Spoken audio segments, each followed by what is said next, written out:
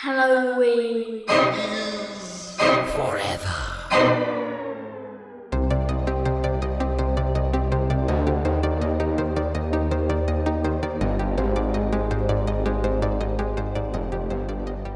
All right, Steve, hey, why do you figure that one might want to consider bringing a piece of paper to a wrestling match? Why would somebody bring a piece of paper to a wrestling match? Yeah, just a common everyday household piece of loose leaf paper. Why would you do a thing like that? In case The Rock is there and you can cover him. Yeah, because it's The Rock's your opponent. All right, I have a backup one because I thought you might get that one. All right. Scenario here. Ready? John Cena gets knocked out during a match, takes a steel chair to the head. Pachow. Right? 3 hours later, wakes up in the hospital. He's all groggy. Oh, where am I? They said, John, you're in the ICU. He says, no, you can't.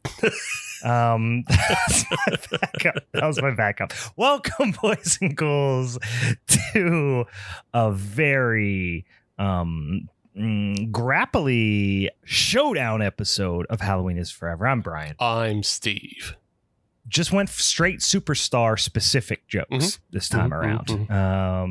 Because that's what all the kids like the John Cena jokes. He's what's hot in the streets these days. Yeah. With the Fast and the Furious and the Rock and the Vin Diesel. Speaking of the Fast and Furious franchise, and of course, for those of you who are regular listeners and maybe even Patreon supporters of ours who have listened to us talk about the entire Fast and the Furious franchise on our Patreon exclusive podcast, Family is Forever, Steve did us a solid and gave us essentially a Fast and the Furious movie that we're going to talk about today, except for instead of cars is wrestling. Oh yeah, dude. So we're going to talk about that. We are doing a little wrestling showdown episode today. We're doing another one-on-one, another mano-a-mano opportunity to show up there in the squared circle and just duke it out, boys. It's me versus Steve, and we're talking about wrestling movies. Today, we'll talk about what specific ones. If you're a loyal listener, if you listen to the minisode, you already know which ones they are. Or maybe even if you just fucking looked at the name of the podcast that you just clicked on, perhaps you'll know as well, or the description. But if you don't, and you're neither of those things, we're going to keep you guessing for a couple more minutes because we got a couple of fucking things to do at the top of the show.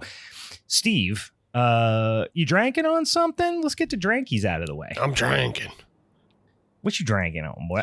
I got some that I haven't had in almost 10 years, and it is from the Belching Beaver Brewery out there in California, IA. Perhaps the worst named brewery in the country. One of them, for sure. Nah. I put anything that has dogs in it.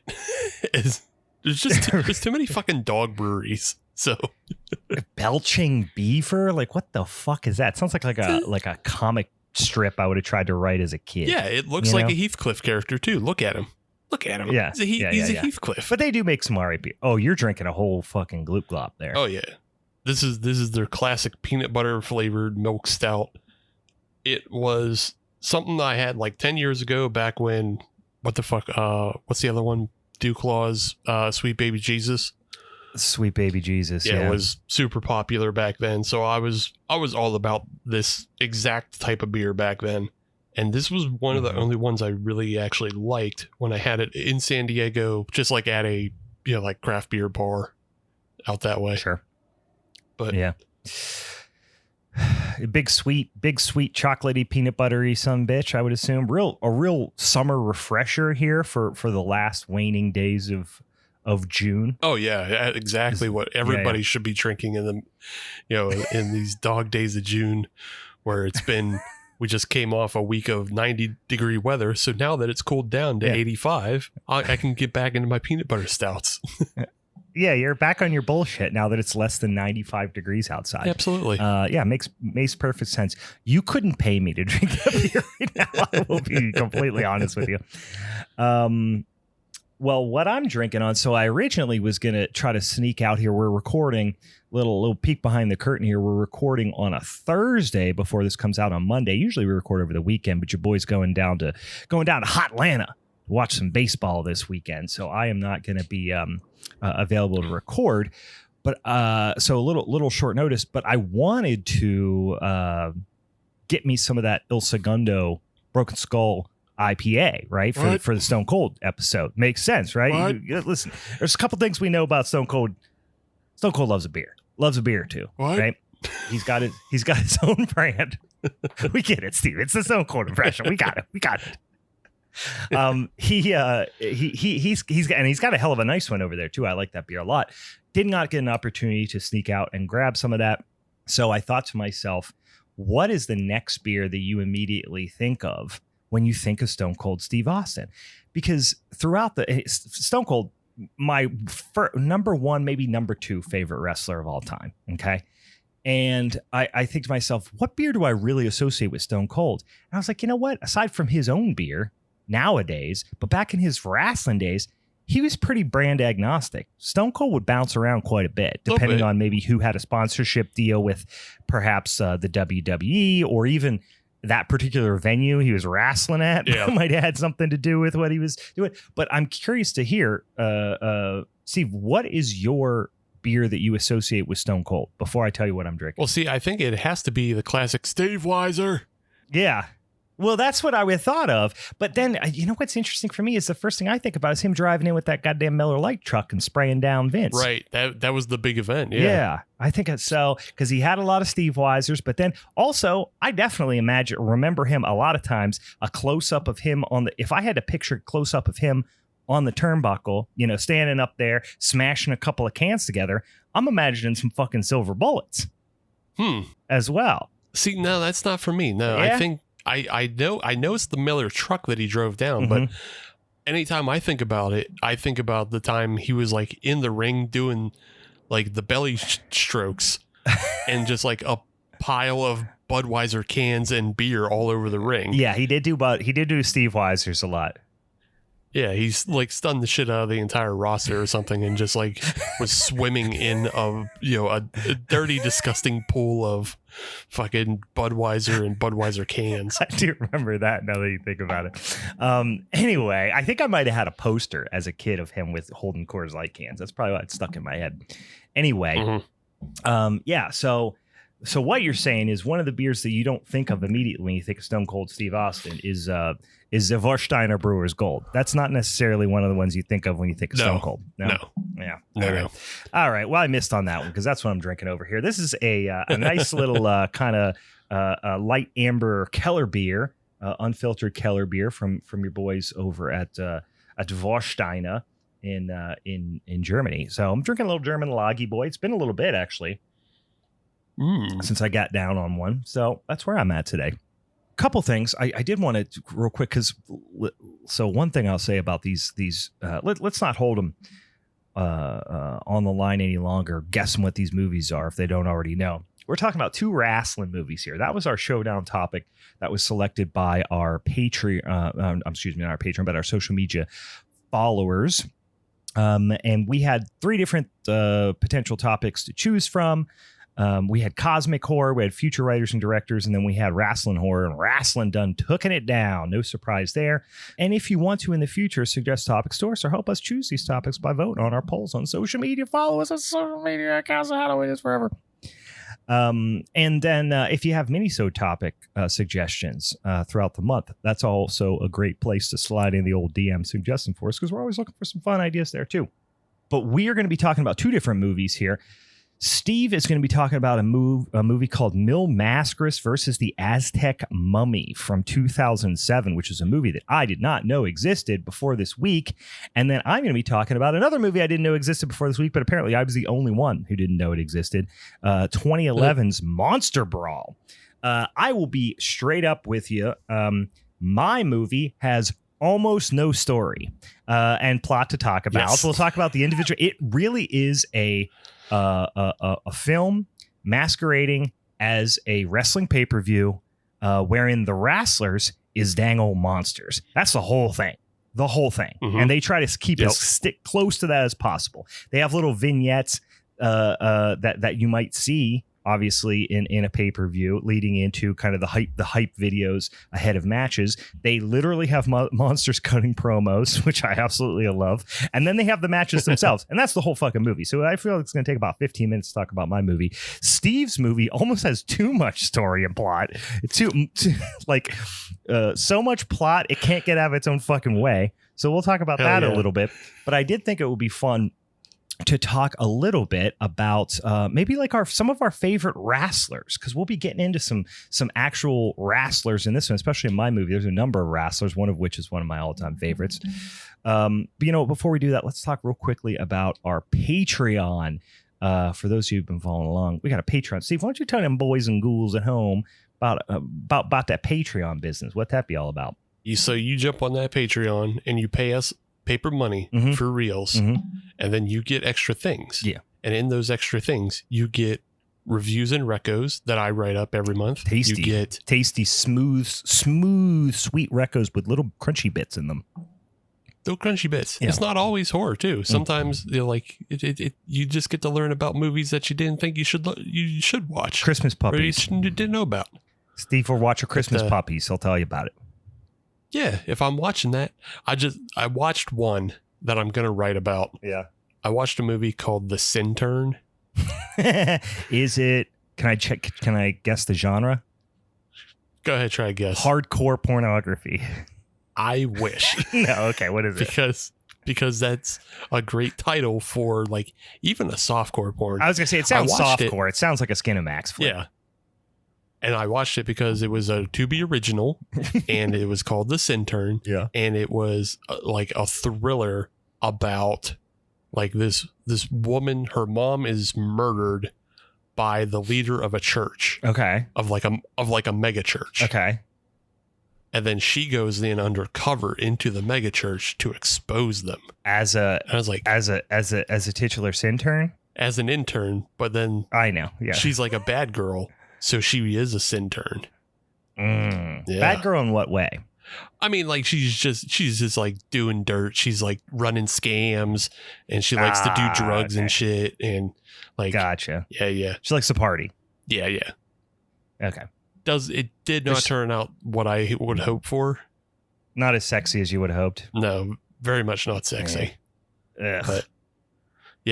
But yeah, so that'll be one I'll be writing about. If you want to hear about why that movie's bad. You guessed it. It's bad. You want to know why? Tune in. I'll tell you why. But yeah, so we got that. Then you can get on the Discord and you can participate in episodes and watch them happen live and talk to us live, and we'll respond. And then you get your name on the episode sometimes because we call you out. And you also get all these wonderful exclusive monthly podcasts. One you already heard about, Family is Forever. You get all 10 episodes of that when you sign up, but you also get the new one, Youth Group is Forever. Oh yeah. Steve put me through 10 months of Fast and the Furious movies. Each movie was about fucking an average of 19 hours long, and then we did a podcast, which these episodes are not short, about 3 hours long. So like I said, I contributed, a couple days of my life, hour wise to this bullshit. Then I finally get the opportunity to wreak a little bit of havoc on Steve's life. So what I decided to do was pick a bunch of weird right-wing Christian propaganda horror movies that are just like, don't touch your dick or you're going to hell.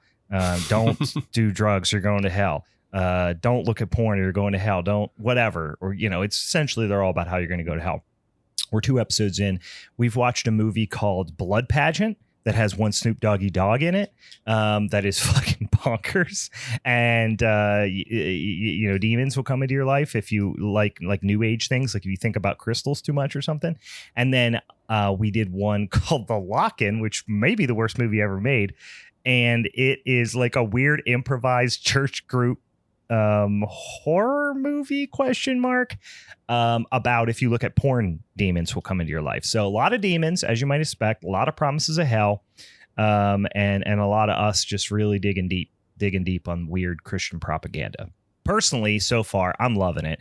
I'm trying to get Steve to give over his soul to Jesus and accept him as his personal Lord and Savior. He ain't doing it so far. He's holding out on me. He's holding out on me. Now, I will be transparent. I have not given my soul. I wish to see Steve forfeit his soul. You understand me? That's what I'm in here for, is to pollute Steve's mind with this shit enough so where he feels inclined to do it in the I don't know, maybe as a result of Stockholm syndrome. I'm not sure what, but that's what I'm trying to give Steve, an opportunity to leak his soul into the hands of Jesus. That, and that is partially like a fitting punishment for me in my waking life, because when I was younger in school, the Army and the Navy recruiters and stuff would come into our high school. And they would like pass around like information pamphlets for us to fill out, like while we're just sitting in class. And I would always sign up like friends. So like, so you trying to get me to sign up for Jesus when you yourself are not signed up for Jesus is just the same way as me signing up my friends for the Navy when I myself am not going to the Navy. Yeah, I'm gonna give Steve. I'm gonna get a bunch of literature sent to Steve's house. It's a whole psyop that I'm working on. Speaking of military recruiters, so we can go off on another tangent. I had a friend in college who went to college to play football. He should not have been allowed in college, and I use the term friend loosely. He was more of a friend of a friend. He rushed the fraternity that I was in. We were kind of a nerd fraternity, like academically focused fraternity. So, you have to have a certain elevated GPA. That's part of the prereqs, right? We're not like a spank each other on the ass with paddles type of fraternity. It was more like a nerd ass fraternity. Plays Halo a lot. Anyway, this kid was a friend of a friend. He was going to play football. My other friend played football as well, so that's how he knew him. But he was going to med school, and this kid, I don't think he could read. And he was immediately failing. Like, he lasted one semester in college. I don't even know why he tried. He got kicked off the team because he couldn't, he never went to class, and he was just a general, very stupid, lazy kid. And I remember he came over to our fraternity house one day, and we're like, Jimmy, you're gonna drop out. You probably should. And he was like, yeah. But I'm going to go to the military. I'm going to go to the Air Force. And we're like, oh, really? Okay, fine. Yeah. Cool for you. Sure.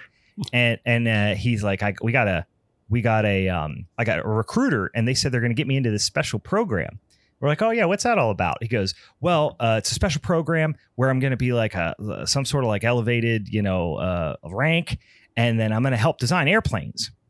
And we said, Jimmy, you cannot do basic algebra. You can't do it. Your brain won't let you. Why do you think you can design airplanes? And we were like, and we were all laughing very hard about this. This is a very funny thing. This kid thought he was told he was going to get to design airplanes, and he was like, hell yeah. We're like, Jimmy, what do you think? They're going to put you in a room with a desk and a bunch of pieces of paper, and you're just folding up different shapes and they're turning them into airplanes? Is that what you think is going to happen? And I just, at that moment, I realized, like, these recruiters are rat fucks, and they will literally say anything. Evil. Yeah. Just evil. They found the dumbest kid in the world, and we're like, what is this kid like? Airplanes? Okay, tell him he's going to be able to make airplanes. Yeah. And get him to sign on the dotted line. Oh, my God.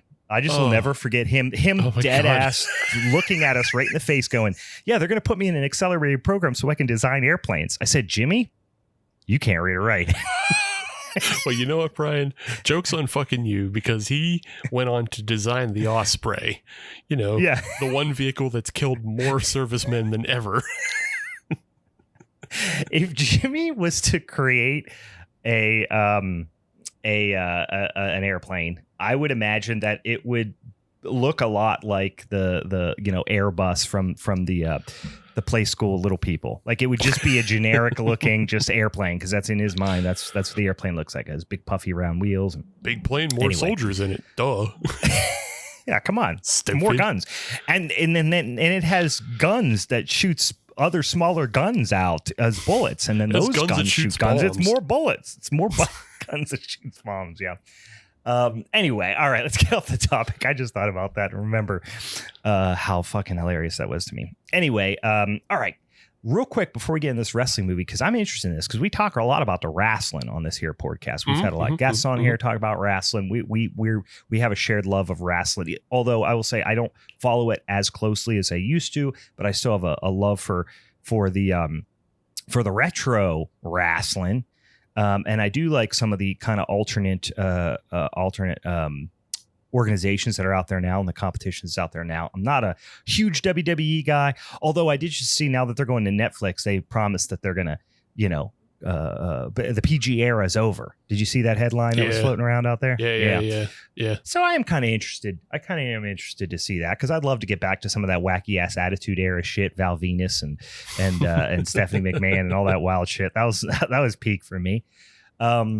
It's funny that I think of the Attitude Era, and I don't think of DX. I don't think of Stone Cold. I think of Val Venus. Right. Val Venus porking Stephanie McMahon in that shower. You remember that? Holy shit. I was so horned up as a kid for that. Just wild shit. Like there was so much wild shit that you remember like not Mae West. What was her name? Mae Young. What was the old lady? Mae Young, not Mae West. Yeah, she had the crazy like miscarriage and stuff. Yeah, she gave birth to a hand that was like supposedly fathered by, it was like a grown ass man's hand. Oh my God, it was so wild back then. Anyway, yeah. So that said, not, eras be damned, organizations be damned. Just if you had to make a top 5, not necessarily the Mount Rushmore, just your personal top 5, Steve, who might you throw in there? Like I'll definitely throw the Undertaker in. Gotta be, right? In earlier years, I would have said he was number 1. Mm-hmm. But like as of late, like he just cannot like give up the business. He can't stop wrestling, just like Ric Flair, and it's become like really fucking sad. And on the other flip side is like he can't stop drawing attention to himself. So like he does like a bunch of like stand-up shows and spoken word and podcasts and all types of shit. He's got a podcast now. Yeah, spoken word podcast, and he's also like pretty much a real Blue Lives Matter like old boomer. And it's like 100%. It just ruins all of the mystique of like the Undertaker and Kane. Kane is the same way too, and it's like Kane's the same way. Kane's literally a politician. Yeah. And it's like they were both my dudes growing up, but like now it's just like all the mystique is ruined, and it's like, yes, I know I'm an adult man, but like you could have just walked away and like never been seen from again. I know you're a millionaire. Like just let it go. Just be Perry Saturn. Just fall off the face of the planet. And then we're like, oh, wasn't he cool? Yeah. It's funny that I thought of Perry Saturn. I just thought of somebody who I never heard from ever again. But I agree. I'll be honest with you that, and on my list, I got to mirror that. The Undertaker's up there, but I'll tell you that the exact time that I lost a little bit of favoritism for the Undertaker, because he would have been my number 1 for sure growing up. But when that fell off for me was American Badass era. American Badass thing. The biker got, God damn, that was lame. You go from being an undead fucking, zombie untouchable, basically. Like it was heavily suggested that he was dead. He was called the Dead Man. Yeah. He was a fucking zombie. Yeah. He was a ghoul. And then all of a sudden he's a fucking American Badass. He's Kid Rock now. I was like, fuck you. There was he did come back from that a little bit, right. But it's still, that was like a big hit for me. Yeah, there was like deep lore, and it was deep lore in a comic book that was produced by, I don't know if you remember like this comic company. It was called Chaos Comics, and I don't think Chaos Comics put out like Evil Ernie and Vampirella and Lady Death. Lady Death. And yes, I do know of them. I have copies of Vampirella here. Yeah. So it's all, they were like the super horny, super gory comic books that were like really rated R. And they did a short run of Undertaker and I believe Stone Cold. And in the Undertaker comics, the lore was that like the Undertaker was a demon essentially. that lived in hell and like kept all the demons in hell, but then it would come to Earth and possess the body of the guy who would be the wrestler. Oh, okay. So it was a bit of that's some Clive Barker kind of shit there. It's a bit of like a Ghost Rider situation. Or more. Yeah. I like that too. Yeah. Yeah. I like that. Yeah. It's a little too grandiose, frankly, for me, because the Undertaker I liked was just had wore all black, but little flashes of purple. Do you know he was a little sassy? And then he was just a creepy guy in your neighborhood that everyone was scared of. And he had a weird little gimp that walked around with an urn. That was the guy. And like, you think like he probably bangs that guy. Like, that was my Undertaker. Like that guy is not to be trusted. Everything's weird about him. He's got weird, like kind of reddish hair. It's always wet, you know? But yeah, no, listen, Grandiose Demon Undertaker's pretty good too. Yeah. So I'll throw one in. He was a demon keeper of hell. So yeah. And then like the comic books were violent as shit. So like other demons would come up from hell and possess people, and he would tombstone them and fucking just like break their neck, and their neck would split open and blood was all over the page. It's a great comic series. Go look it up. Hey, I'm gonna now. I didn't know this existed. All right. I'll say we already said it once, but it's got to be Stone Cold. Like Stone Cold's an easy one for me. I was peak Stone Cold, age demographic, target audience for Stone Cold. I was there, right? I had myself a damn Stone Cold Austin 316 t-shirt, although my parents would not buy an authentic one because they were like $20, which back then, $20 for a t-shirt, that was like $1,000. Like no way in hell I'm paying $20 for a t-shirt. So we go to Rogers and get some knockoff Stone Cold t-shirts. Yeah, buddy. Hell yeah. So we had some knockoff Stone Cold t-shirts, but this was early Stone Cold era, like really right around the time he went face, went right when I was as into it as I possibly could be. So that one for me. I will say another one, which I didn't learn to appreciate until later because of just how wild he is. And I remember him in WCW and everything is the Nature Boy Ric Flair. I was always a Ric Flair fan, kind of ironically, because all the wild shit he would do, right? He'd strip his clothes off in the ring and do wild shit. But then after a while, once like YouTube came around and you could go back and relive some of those insane promos from like the early 80s, which have been from before I was born, or mid 80s from before I was watching. That's really when I started to fall in love with Ric Flair. But just like you said, where he fell from grace, the Undertaker fell from grace because he just wouldn't stop. I mean, Ric Flair obviously did that very, very much so. Me and a buddy of mine were just talking about this the other day. We got the pay-per-view for Ric Flair's final match. Oh, God. And it was in like some like Southern wrestling promotion, and we paid for the pay-per-view and everything. And it was like the most depressing thing we ever saw. He wore a shirt. He wore a shirt. It was it was rough, man. It was rough. So it was so sad. And like he fakes a heart attack during that match.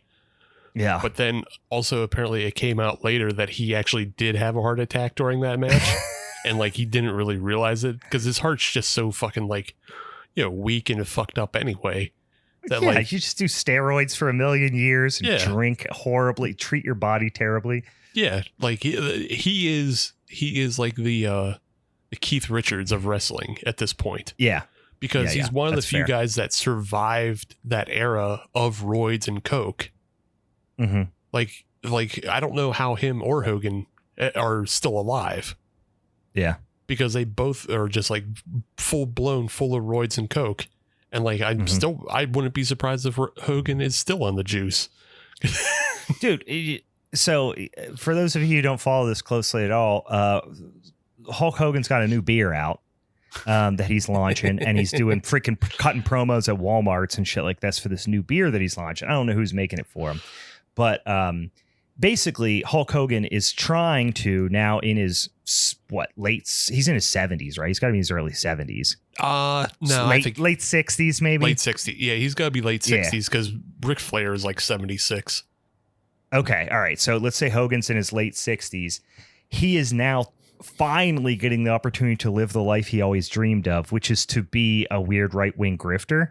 Yeah. And he's putting this like all American, say your prayers, take your vitamins, drink your beer, shit out there. And it's rough. It's rough to watch. It's sad. I mean, yeah, his arms still look like big burnt hams. You know what I mean? And I've never been a Hulk, except for when I was like 5. You know what I mean? Yeah. And I didn't know any better. I was never much of a Hulkamaniac.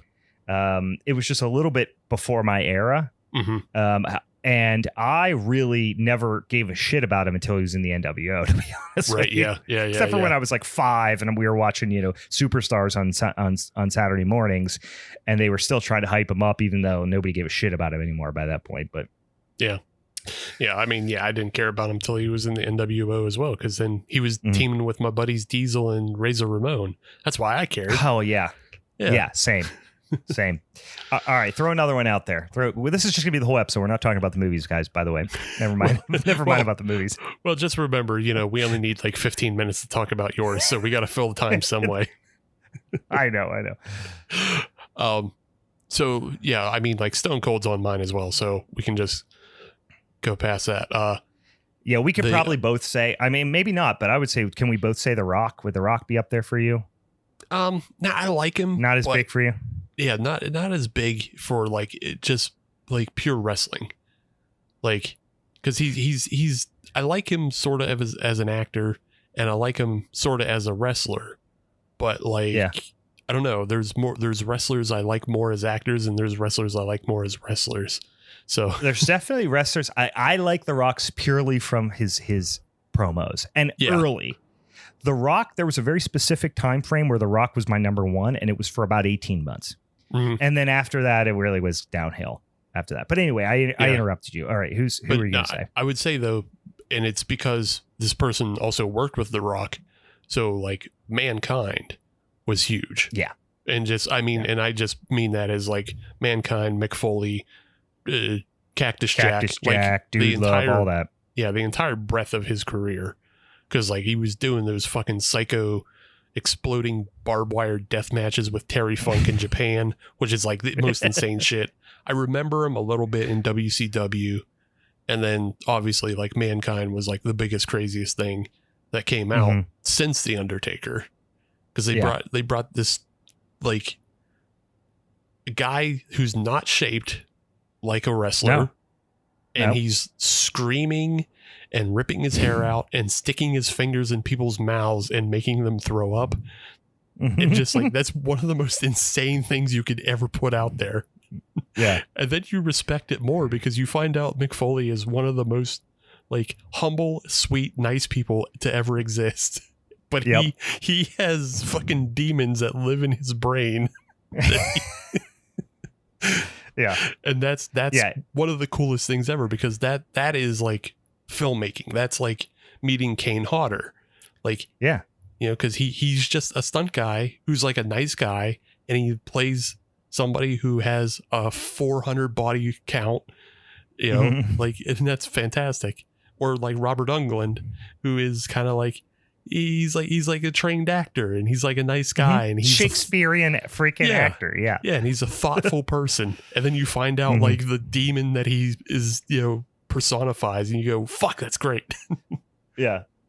I always loved Mick Foley, and also just like a guy who just lived for the business. You know what I mean? Still does. And and just like he was also one of the first like big superstars that actually was like kind of vulnerable. Like he would talk about himself, like he wasn't grandiose. Everybody else is fucking bravado, and he's not necessarily. I used to love when they do the little like on the couch session type of, like the one Royal Rumble where he's up there and it's like he's like on a therapy session type of thing, or a talk show or whatever. It's just wild shit. Yeah, but also like he was a great foil for The Rock, because they were completely opposite. Like you were saying, like everybody's grandiose and nobody's more grandiose than The Rock, because The Rock just thinks the world of The Rock. He's the best. The Rock is the best thing to The Rock. And then he's like, either he's fighting Mankind, who is, this slovenly monster, or he's friends with him. And that's just like, or they're just inexplicably buds. Yeah. which I love as well. Yeah, when they were like a tag team on a number of occasions, it was fantastic. Yeah. All right, I'm gonna go off the beaten path here because we're doing a lot of the Mount Rushmore people, which you obviously got to throw in there. But I'm gonna throw out one because I love a heel, and that's why I love the early Ric Flair and all that stuff. These two are like I'm gonna say three fast ones. I'm not gonna go into detail, but they all live in the same era and have a very similar vibe to me. All right, one of which is the $1 Million Man, Ted DiBiase. Sure, big Ted DiBiase fan. The promos, the laugh. Yeah, just like saying it. He was such a great heel. But he's rich and he has power over you because he's so rich, right? And then there is Ravishing Rick Rude. I always loved him. He was such a great heel because his thing was I'm better looking than you, right? Women want me. Your woman wants me. Yeah. Fuck you. His I'm gimmick the dude. was really, I'm gonna fuck your chick after this. yeah, that's 100% it. And the thing was, he was definitely capable of it. The dude was ridiculous, like ripped, and he had the fucking stash. He was just a good looking guy, and he would just be real sexy and like shake his hips and stuff, which just made you uncomfortable. I love him. And then lastly, maybe my favorite of the three. And my favorite thing about this guy was usually his promos, but he was also by far the best wrestler, I would say, of those three was Mr. Perfect. Oh, yeah. Kurt Hennig. Fantastic. Fantastic wrestler. One of the all-time best, in-ring performers that I remember watching. And my most memorable thing of him is just standing in the background while bigger superstars cut promos and him just smirking. I just remember his ass he always just was like just smirking in the background. He just reminded you of that like crony of the main bad guy who was usually shorter than him. You know what I mean? Right. And he would just be in the background with his arms crossed. Like, yeah, I agree with what you're saying. I'm into it. I'm with you. Yeah. All right. Let's do give us another one, and then let's do a quick underrated one. Maybe you wouldn't think of. Okay, yeah, I'll give you one more that I think is like kind of a top favorite for me right now. Is Jon Moxley in AEW? Yeah, I know who that is. He's I don't know a lot about him, but I mean I've seen him. He got his start doing like crazy fucking death matches in like the indie stuff where nobody's watching. He starts his career there, but he's such a good promo that he is able to carry himself to WWE. And then like while he's in like getting trained in the WWE like kind of under system, he was trying to start a feud with Mick Foley. And like no shit. The whole backing behind the feud was like he blamed Mick Foley for starting this generation of backyard wrestlers who've fucked their lives up. Like doing violence to each other, in the backyard, and they all blame Mick Foley for it. So he wanted revenge on Mick Foley for that. And like everybody caught on to that. They're like, oh, holy crap. That's a great storyline, but they never. That's a good angle. Yeah. They weren't able to pull it off, but from there, like he became like really popular in WWE and then left WWE because they wouldn't let him just be him. And so that's why he shows up in AEW, but now he wrestles in AEW, but also wrestles across like all the promotions because he just wants to wrestle everywhere. And like he bleeds pretty much every match. I don't think he can help it at this point. He's like Ric Flair at this point, where if you just hit him in the forehead, so thin. Yeah, he's cut himself so much. It's just like his forehead skin is like tissue paper. Yeah. So you just flick him and he'll bleed out of his head. But like he's still like one of the best promos, and like just there's a brutality to him that it makes it feel very real when you watch him. Yeah, he's got that like wild, don't give a fuck white trash kind of angle to him. He actually reminds me a little bit of like a white trash Arn Anderson a little bit. A little bit, yeah. He's just got a similar vibe. Maybe it's just the hairy chest is why I think that. But he's just like, he's thick, strong, very physical kind of guy, but he's got that little bit of a white trash angle to him. Yeah, I like that. He's like a mix between like Mankind and Stone Cold, which is, I think, the appeal for a lot of people, because he has like that anti-authoritarianism to him, but also just does like really fucked up things to himself and others. Yeah. Man, I want to go. That's making me want to go back to the ECW days and Tommy Dreamer or something like that from watching fucking cassette tapes back in middle school. But I already have somebody picked, and I'm going to throw him out there because he was probably one of the action figures that I played with the most as a kid. I had this guy's action figure, and I always thought he was so underutilized. He was charismatic. He could cut a promo. He's great in the ring. He could fly. He was big, but he just didn't have the personality. I don't know. But I love the Nation of Domination. That was when The Rock was in the Nation of Domination. That's where he came out of. And they would feud with DX. They would always be feuding with somebody. You had Papa Shango. He wasn't Papa Shango, of course, at the time. He was the Godfather, and he was Kamala, and then the Godfather, right? No, Kama. It was just Kama. Not Kamala. Yeah. Kama. Yeah. And then Farouk, and the unsung hero of the Nation of Domination, the European champ, D'Lo Brown. Yeah. He was the European champ forever. And I love the gimmick because listen, here's why I loved him. And I would pick Eddie Guerrero as well, is I was a frog splashaholic as a kid because we did so much wrestling on the trampoline, backyard wrestling. We did that, smashing PVC pipes and our we didn't have steel chairs, obviously, because we weren't that dumb, but we would use sleds, plastic sleds. Those were our steel chairs. Right? And we do these backyard wrestling matches and videotape them and all that kind of stuff, right? Just like every kid of this era. And we had a tree beside my buddy's trampoline, and that was like, this level was the top turnbuckle. This level was the steel cage. This level was the Hell in the Cell, and you keep going up to the different trees, levels in the trees. And my move was always the frog splash. I loved a frog splash. D'Lo, that was really one of his two big moves. And he had that run for a while. Obviously, this is when he was a European champ forever. He had the metal breastplate. Yeah. Yeah, it was like a catcher's vest, but it apparently had like a metal breastplate, and it was like an insert that they claimed that he used to knock people out when he did the frog splash. And he would and that's what made his frog splash so devastating. And I just remember that was such a cool gimmick. That was like having a brass knuckle, but it was a frog splash. Yeah. So a lot of matches in the backyard. I definitely pretended I was D'Lo Brown a lot, doing frog splashes off the out of the tree. So man, definitely an underrated guy. And he was great. My underrated guy was Mortis / Canyon. Oh, big son of a bitch. Yeah. Because like he debuted as kind of the foil to Glacier in WCW. Yeah, it was such a bad program. But I loved it because it was like Mortal Kombat. They were just ripping off Mortal Kombat.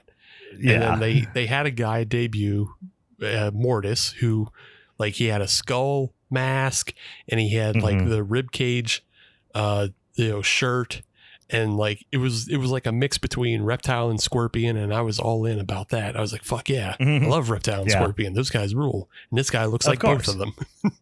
But he had like super innovative moves as well. Like I think he was like the first person I remember doing like a Samoan drop off the third turnbuckle, and like that was he was an athlete, man, because he was big, right? He wasn't like one of these big 7-footers, but he was big and he could move, man. Yeah. But then after he dropped that gimmick, then he was like hanging out with Raven, and Raven was cool too. So like, and then he was doing feuds with DDP. And he's like, I got the Canyon Cutter. The Canyon Cutter. Yeah, when I was watching, I remember he was just Chris Canyon. I think that was when he was feuding with DDP. Right. He was just Chris Canyon. Yeah, man, I could talk for an hour on just underrated people in WCW in general. There were a lot of those. But good pick. He hold on, I'm looking him up right now. My phone sucks. He did. I was gonna say he passed. He's not with us anymore. He passed away. quite a while ago. Yep. All right, guys, we could do this all damn day, and I'd be happy to, but we do got a couple of these fucking movies we got to talk about, so let's get into it. Now, I did win the coin flip, which suggested that I get to pick the movie first, which didn't really play into it at all. However, correct me if I'm wrong, Steven, I should be able to pick this order. Yeah, if you want to. I don't care. It doesn't matter. I don't think it matters. It doesn't change your movie any. Guys, spoiler alert, my movie, bit of a disappointment. I picked it blind. I didn't dislike it. I won't get into that. I don't want to completely give up the ghost here because your movie's not much better. But this is Well, yeah. This is also they're different. They're different. This is ultimately going to go to the social media voting, so I don't have to convince Steve or anybody in the arena here to vote for my movie. But I will say, couple of stinkers we got here, boys. Couple of stinkers, both fun to watch. I don't think mine's a stinker. Mine is interesting, and we'll get into why. It has like 4 interesting parts, and the rest is boring. It's not boring. Yeah. Did you see all those costume changes? Are you kidding me? Listen, I'm a Mil Mascaras fan now. Don't get me wrong. Okay, great. But when you said Mary Sue, and you reckon you showed it to you connected to Batman, right? Yeah. And the old Batman detective stories, right? Mm-hmm. That was 100% on, but times 1,000. Yeah. I undersold how much of a Mary Sue he is. Dude, they do it in this movie. It's honestly, and I would assume it's intentional. I don't know if it's intentionally funny, but it is very intentional that they're playing him as this type of character, this prototypical. But when all of my biggest laughs were the shit people were saying to stroke his dick. It's wild. So I'm excited to talk about that. But all right, let's say, Steve, you kick it off. Steve's going to talk about Mil Mascaras versus the Aztec mummy from 2007. Great. So we talked a little bit about the history of these kind of movies, like where they came from and how it started with El Santo and a lot of these Mexican luchadors in the tradition going back to the 50s and 60s. El Santo started doing these movies, which were very genre heavy, and he was always fighting mummies and Draculas, and he would bring in his buddies like Blue Demon, and they would all just go fight the Draculas, and they would do it in their fucking big sweater vests. And then in their off time, they were ladies' man who also studied science, and they wrote music, and they were international Playboy Renaissance men, wrestlers. Yes. Also wrestlers. And then they also had to do their matches. Oh, there's such a great line later. They are if Bruce Wayne was also James Bond and also Captain America, maybe? And everybody knew him only as Captain America. Yeah. Like Bruce Wayne has Batman. There is no difference between Mil Mascaras, the vigilante, and Mil Mascaras, the public figure. They're the same person. They are. Yeah, he does nothing different at home than he does in the public eye. Yeah, he lives only in this world. Yeah. So that is the basic setup to this movie. Now, Mil Mascaras did some of those types of movies in the 80s, and I think maybe a little bit in the 90s, but he took a huge break after he did kind of the last one he did. And I don't know the full story on this movie, but this movie feels it is definitely doing an homage to those movies of the past of that Mascaras and Santo did. But it also feels like Mascaras may or may not be in on the joke. I can't tell because he has a mask on. Right. I can't tell 100% if he is or not. He seems to be acting very earnestly, but I don't know if that's what he was trained to do, and that's how he acts. Yeah. So I can't tell if he's in on the joke either. The one thing I would assume that he is on the joke is that there's 2 more movies that follow this. So he wouldn't make 2 more movies after this if he felt like they were poking fun of him. It doesn't feel like they're poking fun at him. It feels Not like more really. they're poking a little bit of fun at the genre, maybe. Right. But it never feels like he's the butt of the jokes. No. It never feels like he's the butt of the jokes, even though like he is, like you said, the Mary Sue-ness is pinnacle. Like I can't think of another single Mary Sue that tops this character ever. No. It's gratuitous. Yeah, it's gratuitous.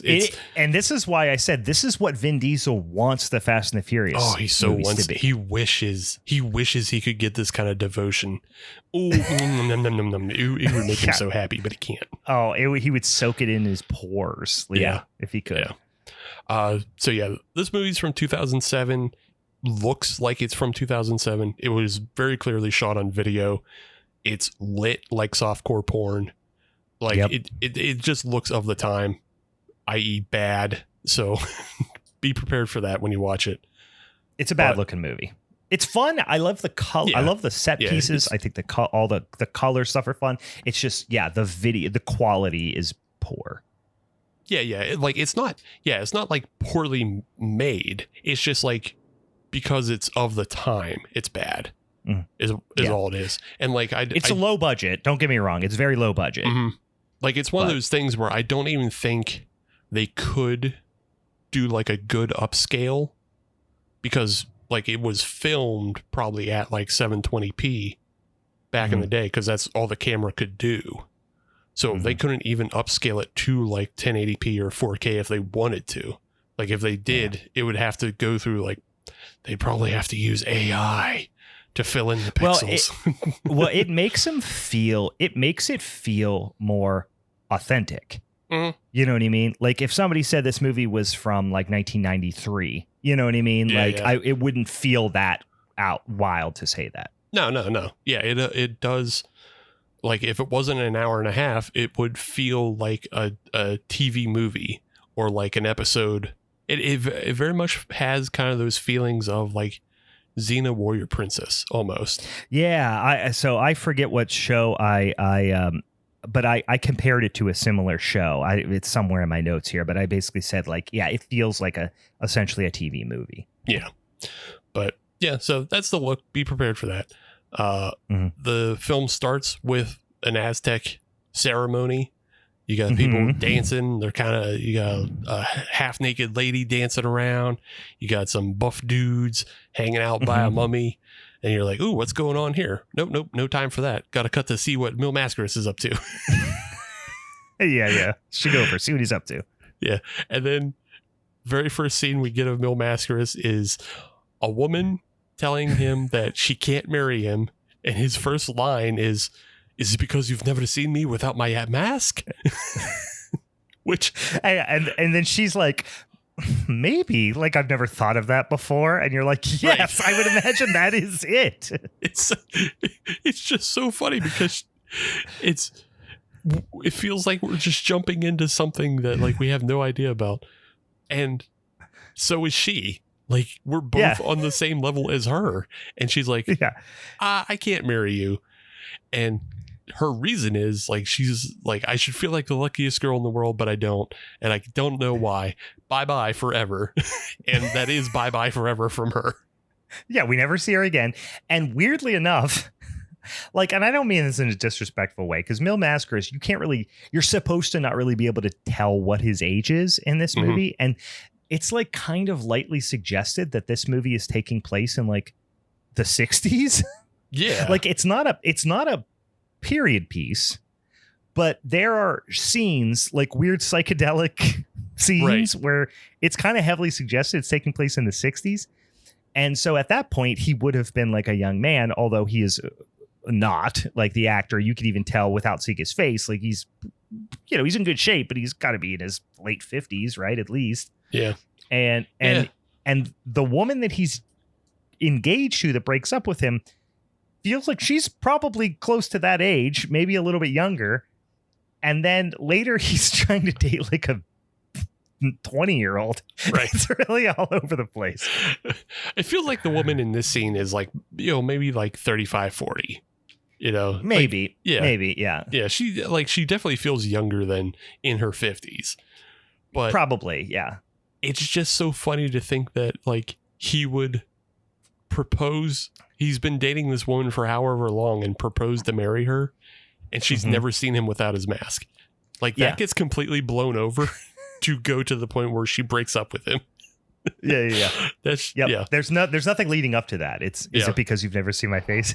Yeah, there's nothing leading up to it. Yes. And then immediately and she actually seems surprised. Yeah. She's like, you know what? Now that you think about it, maybe that does have something to do with it. Yeah, hey, that's another point. But yeah, no time for that. We have to go back to the sacrifice. Yeah. And so we go back to this sacrifice scene, and there's a guy holding a knife to himself, and he's cutting himself open, and he's doing a recitation in Spanish, and then he does it bilingually for the audience. He also does it in English. I appreciate that. Yeah, which was nice. I appreciate that. Neither language is Aztec, though. So no, neither of them would be what an Aztec ceremony would consist of. I do like that the undead mummy that's causing him to do this was conscious of that, but also if God tells you to stab yourself, don't do it under any circumstance. It's always a trick. It's always a trick. God, well established liar. Yeah. Do not do what he says to do, especially stab yourself. I just want to put that out there as a PSA. Sure, he's put down those commandments and all, but also if he tells you to kill your son, don't do that. It's a trick. It's don't a do ruse. that either. It's a ruse. It is. He's a tricky boy. I know it seems like God is sending mixed signals, but it's just like the 10 things follow those. Everything else, Tricky. He's tricky. So yeah, bilingual Aztec sacrifice. Guy cuts himself open, bleeds all over a mummy. Mummy comes back. Mummy says, "Hey guys, what's up? I have all the knowledge of that guy who bled on me. Isn't that cool?" And he's like, "How should we talk?" And they're all like, "Hey, we also know English too, so we can just all talk in English." And they go, "All right, that's fine." Yeah, it's just a common language. That's all. Yeah. Don't think too much about it. This Aztec mummy that's resurrected and is the big bad for the entire movie is a Power Ranger villain. Like he looks like one, he talks like one. His movements are slightly less dramatic, but similar. And he looks like something straight from Super Sentai. And I was literally waiting for Rita Repulsa to throw down her trident and make him grow. I thought it was going to happen. Did not happen. I thought it was possible he might make himself grow as well, just like through Aztec magic. Yeah. Didn't happen. No, didn't happen. But yeah, he is total like Power Rangers villain. Also, it's played by the writer of this film. So I didn't notice that. He's a big boy. He's a big built guy. He's about the size. He might even be bigger than Mill. Yeah, he's a little. Yeah, they're about in and about the same size. Although I don't know, maybe it changes out for when he fights Mill. When they actually fight, maybe he changes out. I know when they do their showdown, I was like, damn, that guy's pretty big too. Yeah, because they also just have another big guy who just hangs around like with his arms folded a lot. Yeah, and they show him a ton. Yeah, doing the Kurt Hennig. He's like, I agree. Well, he has like two Kurt Hennings really, because he has the big guy with his arms crossed, but then he has just this other Aztec priest who's also always smiling and nodding along, and like just nodding. Yes. Yeah, yep. They show him 100 times too, and then it's funny because they keep showing him so many times. You start to wonder, is that an inside joke for the cast that they're just showing that one thing, and then finally they show him one time, and he's like making a slightly different face. It's like this has got to be an inside joke. But, or a reference to a 60s version of this movie I never saw, or 70s, whatever it was. So we cut back to Mil Mascaras. He's in a different time and place. He's at the edge of a river. He's pondering life over the river. He doesn't know what it means to be the Mil Mascaras. It's causing trouble in his life. He just got left. He got dumped. And then his dad appears to him in the river. Which... It's good. This movie starts fast and I really was super psyched. And then I'll be honest, it did let me down because it got a little boring. But for the first 15 minutes, I'm like, this is the best movie I've ever seen. Yeah, exactly. Well, now you knew why I said that, the same thing. But then it falls flat about a third of the way through. But for the first 15 minutes, it's fucking nonstop entertainment. Nonstop. And just like, when you're on insomnia brain just watching this, you're like, this is the best movie ever. Why would they ever make anything else? I think that's the goal, though, is like we have to take what has been given to us and then redistill it into a better, faster movie. So, yeah. I do love that, and because this is not just a Hispanic wrestling, Mexican wrestling thing, but Japanese a little bit too, is that anybody who is a wrestler, anybody who's a babyface in wrestling, if they appear in other media, they are automatically a crime fighter and or a superhero. Yes. Or both. Yeah. Or both. Sometimes they have powers. Mil Mascaras doesn't necessarily have powers, is the one thing that, like, they just say he's powerful. I would argue with that. They just say he's powerful. He's got the same powers that Dom Toretto has, which is everybody loves him more than anybody, themselves, their family. Everyone automatically loves him, wants to fuck him, wants to be him, and he's the most respected person in the world. Right. And it is almost inexplicable why. Yes. So, like, that's his superpower. It is just basically having an RPG character spec'd into all charisma to the point, like, it just infects everybody around him. So, like, yes, that would be considered a power, but, like, yeah, I don't know that he has super strength. Like, he has a way above average strength, you could say. But but sometimes people get the better of him. So it's well, he also has strength wise, physically, like, he can be had. But here's the thing: is everyone in this universe, I would imagine Mil Mascaras is of average to slightly above average intelligence. Yeah. But in the world he exists, everyone else is a moron. So it's like an idiocracy. You know what I mean? Like, he, it's like Owen. Wait, is it which Wilson? Yeah, it was Owen Wilson. Yeah. Owen. I was getting. Or no, it was Luke Wilson. Luke Wilson. Sorry. That's what I said. I don't remember which one is which. Yeah, I think it's Luke. So the dark-haired Wilson brother. Yeah, Luke Wilson. Luke Wilson in Idiocracy is an average guy by all estimates, but he's a fucking super genius in the world of Idiocracy. That's what Mil Mascaras is. Everyone's a moron. You might not be far off with that idea. Yeah. You might not be far off with that.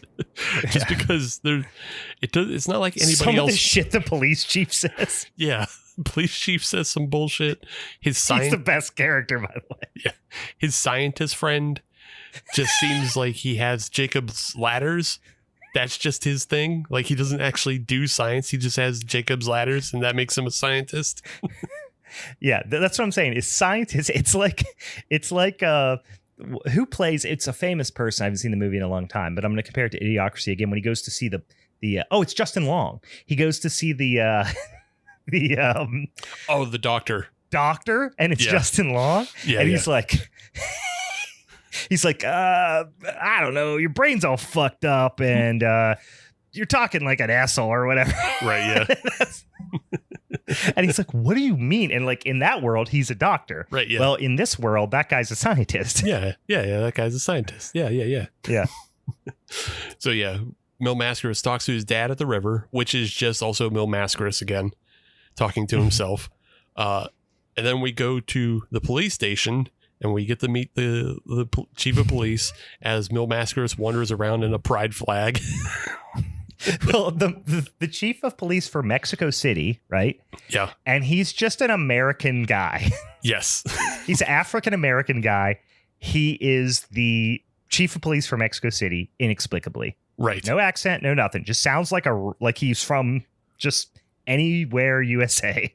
The entire film, save for a couple scenes, is in supposedly Mexico, but everybody except Mil Mascaras is American. Yeah, no accents. And that's because I believe this film was filmed in Missouri. Yeah, sounds about right. I was like, everyone has just Midwestern accents, except for Mil Mascaras. Yeah. Who is dubbed. Who is dubbed, we should say. Yeah, you mentioned in the last episode, he is dubbed. Yeah. He is clearly not speaking English. He's maybe, I don't know if he's trying to mimic the English, like he's reading off of cards a lot. And he's just moving his mouth and keeping his eyes very wide open. And then they just dub over the English lines. Yeah. Which, speaking of his eyes wide open, like, that happens so very much that his eyes are just wide, like he's surprised and or scared. even when the scene doesn't call for it. Nope. It's hard to act with a mask on. I get it. So the only way he can really show expression is with his eyes, I guess. I don't know. But there's definitely some situations where his eyes are wide open, so much so because of the nature of the scene wouldn't call for such an expression. It looks like he's lost his mind. He's a crazy person. Yes. Because his eyebrows are always arched and his eyes are always bugged, and it is great. He's just like Sid Vicious, just like at the grocery store, like just eyes bulging. See, this movie came out before Tom Hardy played Bane, and had Mil Mascaras been able to see Tom Hardy play Bane, then he would learn how to act with a mask, because that was all that was all mask acting. Yeah. Tom Hardy, king of mask acting. Yeah. We go back to the Aztec mummy. He has captured a cop, and the cop has some pretty wild lines about how he's taking everybody to prison despite him being a captive of the mummy and his goons. He's at an enormous disadvantage. He's literally on his knees, I think maybe hands tied behind his back, with two big goons on each shoulder, and he's like, "You fuckers are under arrest. Line up, bitches." And they're like, "No. I've been investigating all of your blood thievery, and now you're all going to jail." And the mummy's like, "No, we're not." And then he brainwashes him. This is where I wrote what it felt like to me. As I said, this is shot like an episode of Salute Your Shorts. Just the fuzziness, too. I don't know. Yeah. It's a little fuzzy because, I mean, it's all of the stuff in the temple is like, it's dark. So again, cameras back then didn't do as well with darkness. Like the light sensors just weren't as good. So now everything looks fuzzy and compressed. So it doesn't look good. It's just what happens. Cutting from this, we finally get introduced to Mil Mascaras' crazy mask cave. I love it. I guess this is like HQ for him, right? It's like a museum with a supercomputer in it. Yes. It's just a bunch of like Greek statues pretty much around. Yeah, it's like it's taking off of the Batcave. And so the Batcave had all of Batman's like triumphs that he would like take. He would take trophies. Like he had like a giant dinosaur that somebody tried to kill him with. He had Two-Face's giant coin. And Mil Mascaras says, "No, that's fucking tacky. I'm just gonna put a whole bunch of Roman architecture and statues around my cave." Yeah, he's a Renaissance man, right? He's not just a rich, Gothic playboy. He's a Renaissance man. He dresses nice. He's got more style than Bruce Wayne. Yeah, absolutely. Yeah. But also, I believe this is a turtleneck scene. I wish we could have counted how many outfit changes he has. It's got to be 30. Like, it's a lot. It's a lot. Actually, it's not a turtleneck. It's a polo in this scene. But he has a blazer over a polo as he talks to his supercomputer and gets orders from the chief of police and gives him orders. Actually, he gives him orders because he's like, I was going to say, he's almost always giving the chief of police orders. Yeah. Because he says, "We're going to do a stakeout tonight, so bring your best guys, bring your best dudes, and we're going to do a stakeout at the blood bank because the mummy keeps stealing blood. The mummy loves blood, keeps stealing it." I mean, we know why, because of how the nature in which he uses blood, but it is weird for a mummy to be robbing a blood bank. That's vampire behavior. Yeah, but again, Mil Mascaras already dispelled that. He said, they ask him. Yeah, they ask him. They ask him in the cop station while he's wearing the pride flag. They say, "Do you think this is vampires?" He's like, "No, it's not vampires. It's just guys who can't see very well in the dark, otherwise known as humans." He is. I applaud his blind confidence in himself. I really, really do. Right, it's impressive. It's the best. After he's done in the cave, changes his costumes again. And, he goes and visits his scientist buddy. And this is where it's 12 minutes into this film and he's changed wardrobe 5 times. Yep. It's nonstop. And you don't see his face. And there are other masked wrestlers in this movie. So there are instances where it's very difficult to figure out which one is Mil Mascaras. Well, he usually has the big M on his mask. He does oftentimes. But like when you're seeing him from the side or whatever, because there are other guys who have very similar builds, seem to be the very similar age, have masks. Yeah. It definitely came up more than once where I was like, wait, which one is he again? Yeah. It's a lot of similar age. Also, his brother is in this film as well. At the very end battle, where it's all the luchadors that show up. Like there's a number of like really famous luchadors, and like his brother Dos Caras is in there as well. So you can, I see. Yeah, you can definitely get mixed up, especially because that scene is edited like a nightmare. Oh, it's tough. It's tough. Yeah, that one was like, I was praying. I just like, God damn it, make this movie be over. I was having fun at that point because it's like, holy shit, look at all these luchadors fighting all these skeletons. They weren't even doing cool stuff to him. We'll talk about it. Yeah. He visits his scientist friend, and as he's talking to his scientist friend, his scientist friend says, hey, we haven't talked for a while. What have you been up to? And Mil Mascaras replies with, well, I have been writing music and also have been studying physics. Like observational physics, I think he calls it. All the responses for everyone in the movie is always like, you are the best, smartest, most talented, most respected. Like this is when it really, the Mary Sue-ness really hits hard. Because before you're just like, oh, maybe he's just for whatever reason a very valuable part of the like crime fighting scene in Mexico City. But now the scientist literally is just sucking his dick the entire time. Yeah. He's like, because he calls him professor. And he's the scientist, and he's like, you could be a professor too. You know, you're smarter than me and better than me. And he's like, no, I prefer wrestling to support my research. Because that's the idea is he is first and foremost a scientist, and wrestling is really his lifestyle. That's his day job. Right. That supports all the other things he does to better the world. Mm-hmm. Yeah. Everything else is a side hustle or just like a hobby. Just being a physicist is a hobby. So that's it. And it makes sense because he doesn't full out build a robot like this scientist does. See, this scientist builds a rad ass robot. Yeah. That's how you know this is a scientist by trade, because he builds a giant ass robot. So that's how you know. With big robot pecs or giant robot titties, depending on how you look at it. Depending on what its function is for the day. Could be either one. Yeah. And this is also where that 60s, 70s kind of like design comes in, because it looks like a giant like Robbie the Robot knockoff. You know, it's the Robbie the Robot you get at the Dollar Tree when you get a bunch of gummy ass figures, like, you know. Yeah. So, yeah, the scientist, he also has, like I said, a bunch of Jacob's ladders. It's made of like corrugated pipes and spray painted, you know, plastic. Yeah. Yeah. It also doesn't look too far off from like Cartman when he dressed up as Osimo. That's true. Yeah, we're gonna have we're gonna have a Cartman reference in mind as well. Interestingly enough.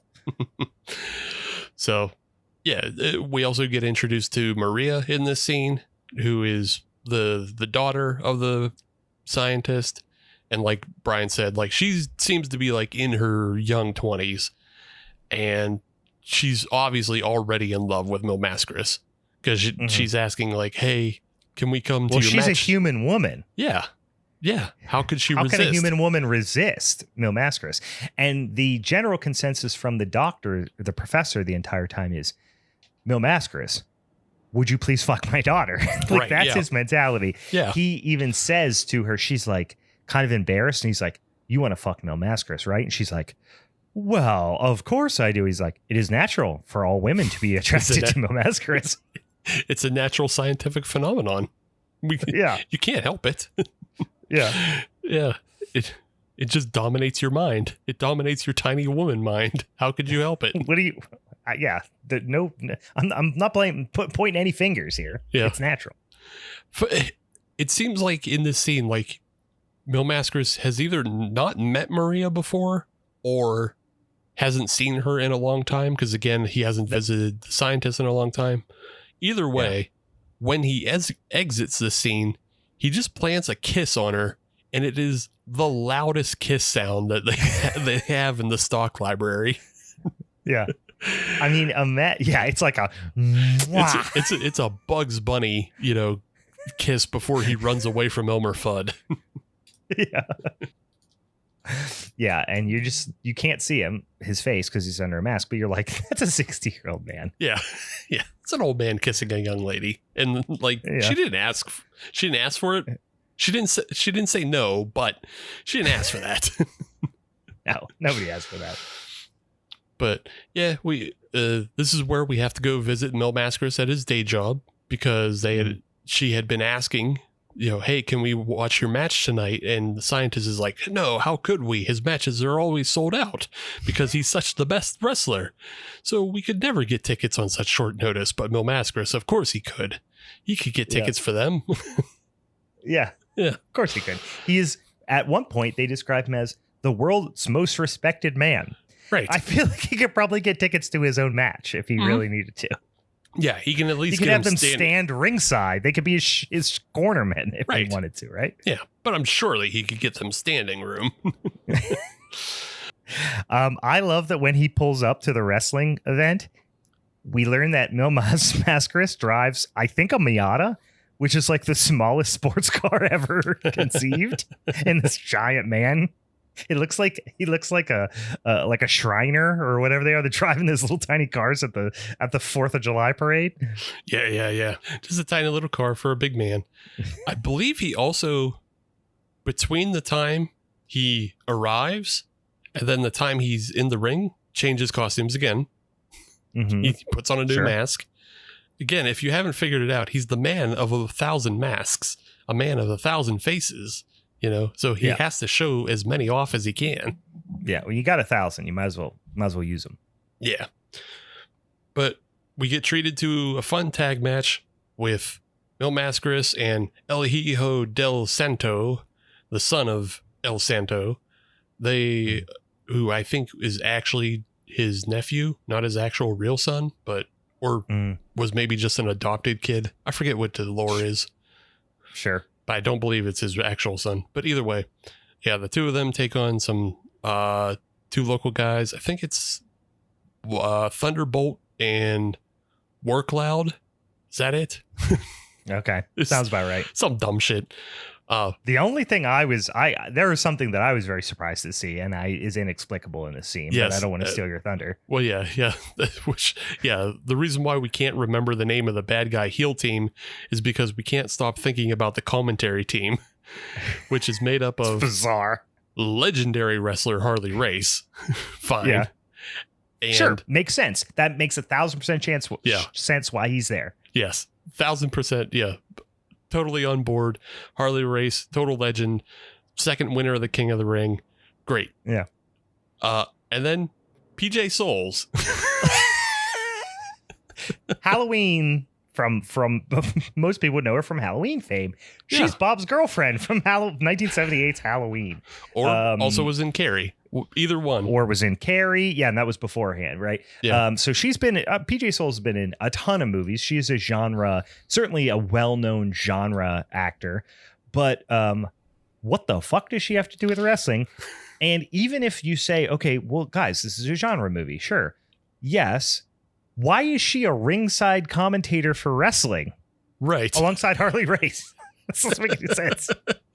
It's just a matter of like, who booked this show?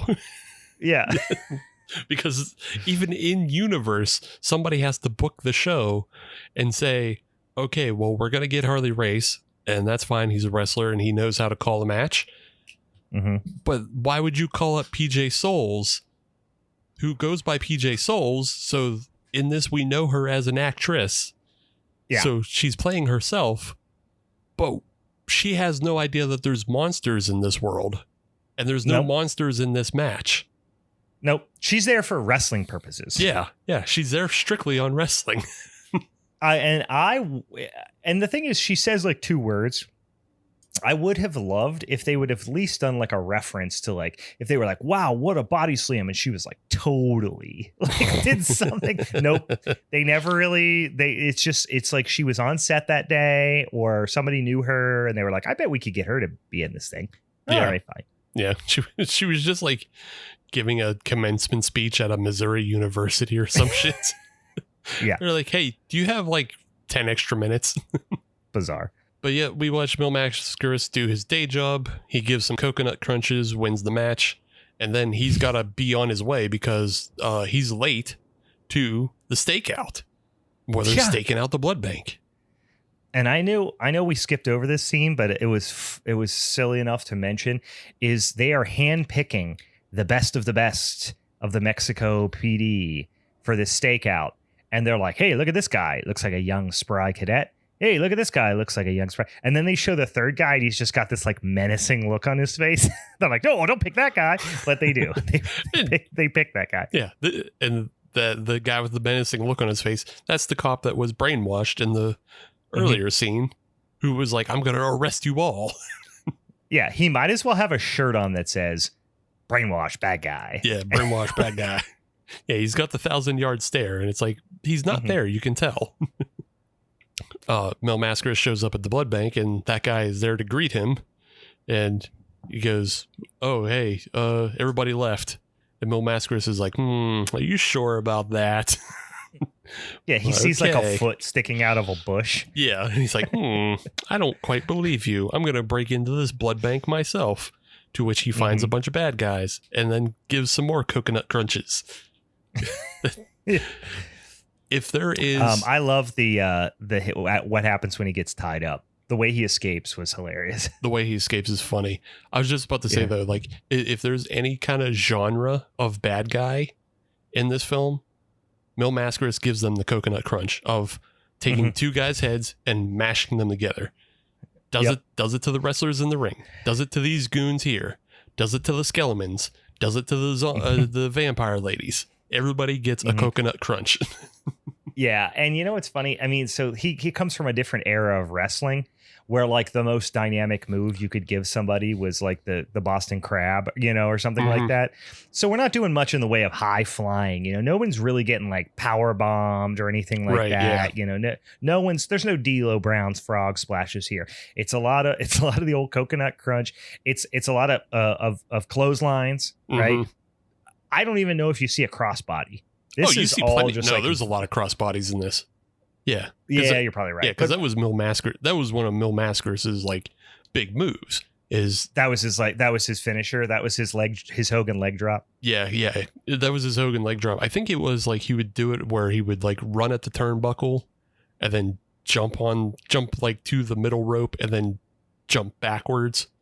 So it's almost like a half moonsault, but it was to do a body press crossbody. Yeah, but there's just a lot of full Nelsons. You know what I mean? Old school wrestling moves in here is what I'm saying. Yeah, a lot of grappling, a lot of stiff clotheslines, a lot of elbows to the back of the neck. That's an underappreciated move. Elbow to the back of the neck. Yeah, just bam. So, yeah, he fights all these goons, but then brainwashed cop comes up behind him, hits him with a pistol, knocks him out. Mil Mascaras gets tied up. A goon shows up with a snake. Says, I'm going to make you kiss the snake, Mil Mascaras. Yeah. It's not scary. Doesn't even look like one of them biting snakes. It's not like it's a cobra. It looks like it's like a boa constrictor. Right. Yeah. A small to medium-sized boa constrictor. Yeah, a small. Yeah, one that fits in your hand. It wasn't. Yeah. It wasn't like he had like a big 4 to 6 foot boa. It just was like a little one that wrapped around this guy's wrist. Like you would have in a like an aquarium as a pet. Right, in an aquarium. One that you would see at like one of those snake shows at a county fair. Where like they would bring it out for the kids to touch. That's the snake that he had. And then Mil Mascaras just gets up out of the chair and tackles the guy. Well, what he does is that guy he does. He just gets out. Yeah. I was thinking about the cop. Oh, the cop. Yeah. the cop comes in and is holding a gun to Mil Mascaras, and Mil Mascaras kicks the gun out of his hand and then kicks the guy into the wall. And like, I guess the bonk on the head just clears all brainwashing, as it should. He did not. He should. That's what, get kicked by a mule, eyes go cross. Fall in a well, eyes go cross. Get kicked by a mule, eyes go back. Yep. He kicks his legs out, kicks the gun, kicks his legs out. The guy looks like he intentionally headbutts a wall and then becomes unhypnotized. And then Mil Mascaras just flexes and busts out and then just fucking solid snakes the other guy to death. He's just like, gah, gah, gah, gah, gah. Just chokes him or breaks his neck or both. I don't know. Yeah, I couldn't tell if he was just putting him to sleep or killing him, but they put in like crunching noises, so I assume he is just crushing the vertebrae in this dude's neck. He's not like well, he's got him in a choke, right. So you're like, oh, he's just gonna choke him out. No, he's like it's his spine shattering. Yeah, he's squeezing him so hard the discs in his neck are breaking. Yeah. That's what you get turning to dust.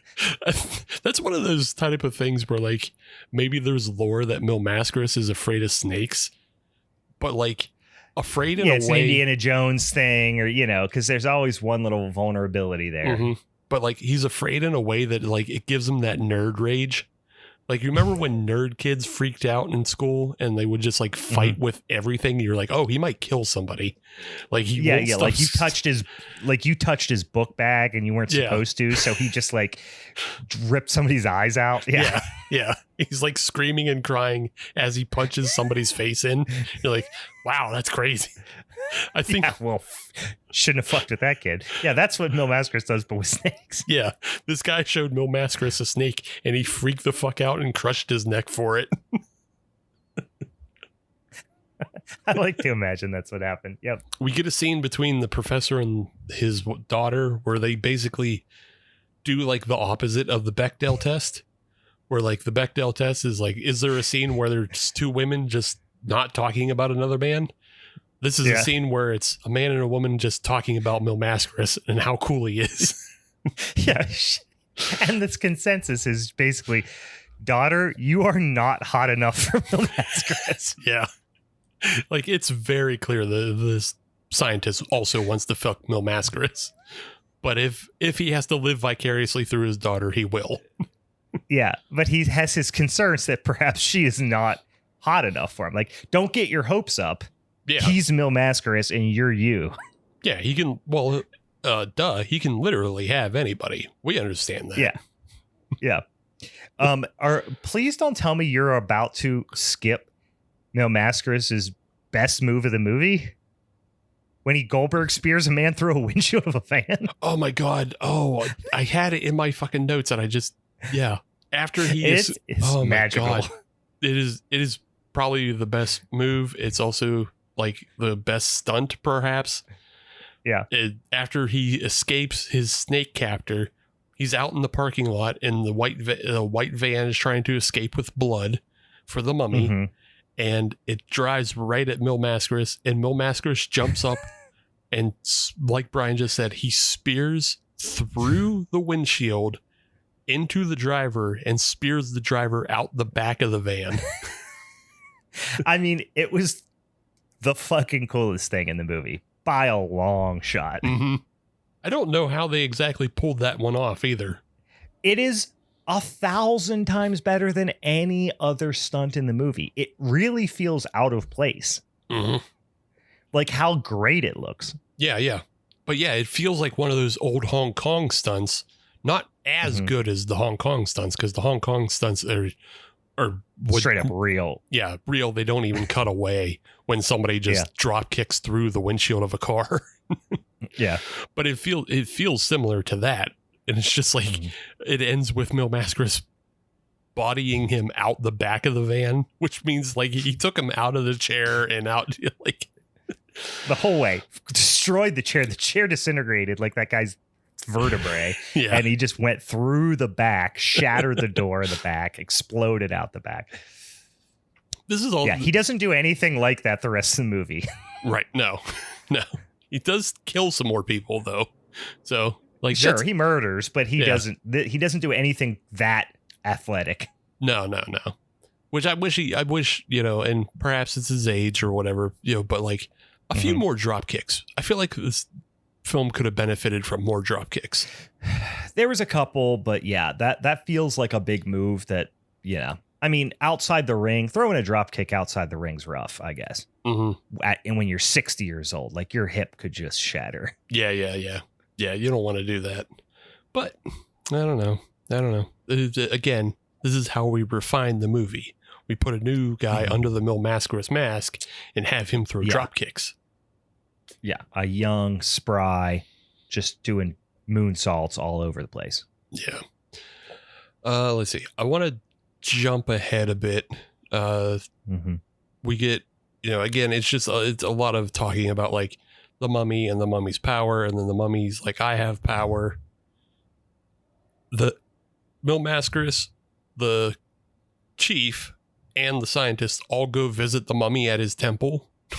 And then the mummy's like, because Mil Mascaras is like, they're like, where could he be? We have to wait for him to show up. And he's like, could it be in the old temple? They're like, no, that's been abandoned for 100 years. And like, no one's lived maybe there that's never. The first place you look, dumbass. No, they get there the first time they track the guy. Oh, that's right. He puts the tracker, because he lets him out after the interrogation. Right. He puts a little tracker on his shirt, he says. Which is, again, hilarious. Fuck, I wanted to skip ahead a little bit, but we got to go back to this. Because they're in the police station again, and they're talking about the guy they have in custody from the robbery. And the cop says, he's not giving us anything. But Mil Mascaras, you're not a member, you're above the law or outside of the law. So you can apply different interrogation tactics. And when he's telling Mil Mascaras this, Mil has this bright yellow-red mask on. Then we switch to the interrogation scene, which is just a slow zoom into Mil Mascaras' face while he's wearing a black and red mask. So he means business. Yeah, that's his interrogation mask. But he literally says nothing, and we cut back to the police station, and he's back in the yellow and red mask. And he's like, he's completed his interrogation. Yeah. Now he's in his debriefing mask. Right. He goes back to the debriefing mask. He's like, I let him go. And it's like, why? He's like, I put a tracker on him. Haha, because I am much smarter than everybody else in this world. And the chief's like, like, how? Why did you do it? You fucking genius. Fucking genius, Mil Mascaras. So yes, they go to the temple. They find the mummy. The mummy does some brainwashes. And then, but he can't brainwash Mil Mascaras, and he doesn't know why. So it's a standstill. And everybody, they escape. They have to regroup. But the mummy is also taken off, and he doesn't know what to do. So it's a stalemate. They go back. They have to figure things out, and they're hanging out with the scientist and Maria. And Mil Mascaras says, I know what I have to do now, and flies to Washington, D.C. to meet with the president of the United States. An entirely unnecessary meeting, I'll say. And it doesn't make a whole lot of sense, because he goes to see him, and the president of the United States, a different country than where Mil Mascaras lives, and apparently has eminent domain, which is, of course, Mexico. And the president of the United States literally says, you're the most respected man in the world. Yes. He tells Mil Mascaras this.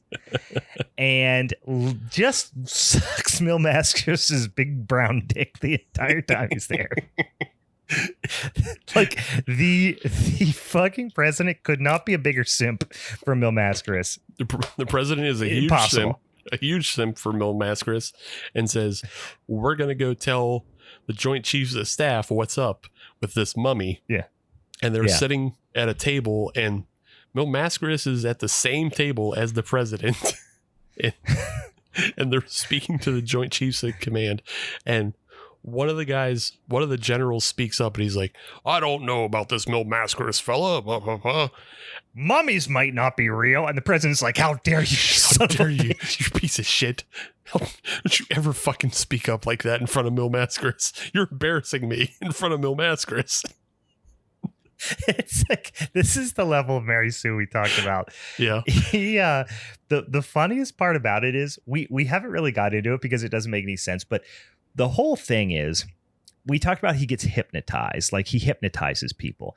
And the whole thing, the mummy's power is he just has this like scepter, this glowing scepter that he uses to hypnotize his people, right? Mm-hmm. He has hypnotized what? Maybe a dozen people total. Yeah. And so now Mil Mascaras has effectively gone to the U.S. military, flown there, met with the president.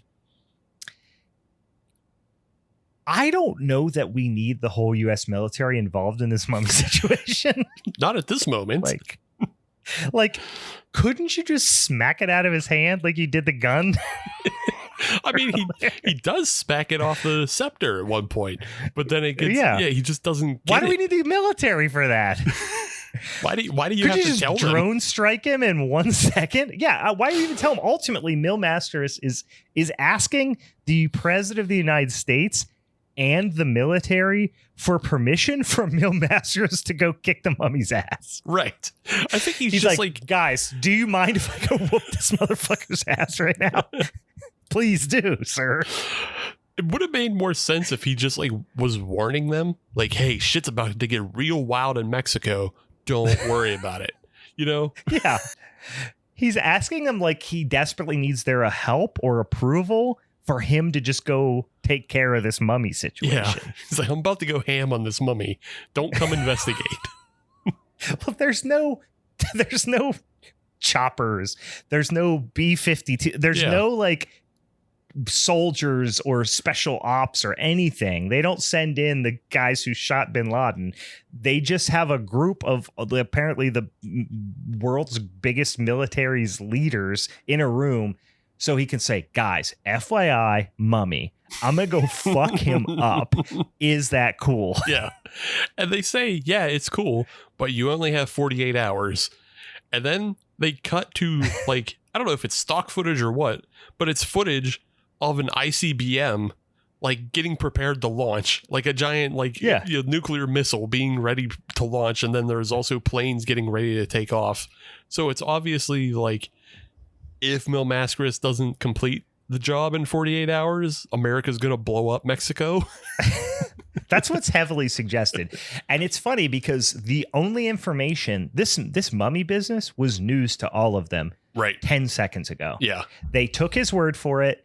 They did not seem to double check anything regarding intelligence. And they did ask Mil Mascaras to stay and brief the intelligence people after this, but he did have a match. Right. Which is the other thing is like, oh, well, you just put that 48-hour, kind of time constraint on me. I have a ticking clock now, but also I have a match. So I got to go back to that. Yeah. Which he does. Wrestling it's my day job. This saving the world business is a hobby. I need to take care of business. Yeah.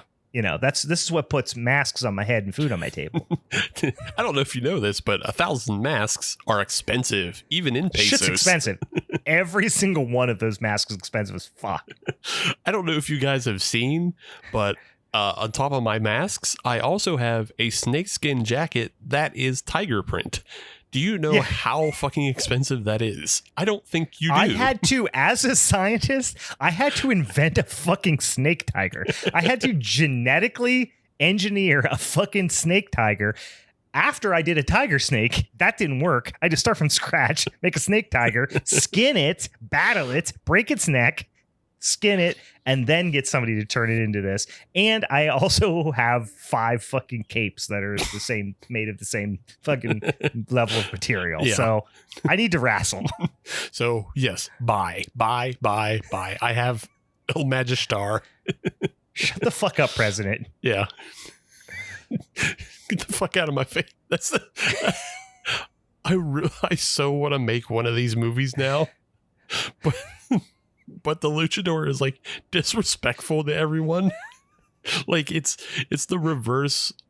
So I in the luchador culture, instead of heel and face, they have Technico and Rudo, and Rudo is the bad guy. So I would love to just make one of these movies with a Rudo and just like have But him. He is the most powerful, or even better, now maybe not even better, different. We go like The Boys, the show, and where all the supervillains or all the superheroes are actually like the worst people in the world, but it's the luchadors are the boys, and they're like, shut the fuck up, president ass bitch. Right.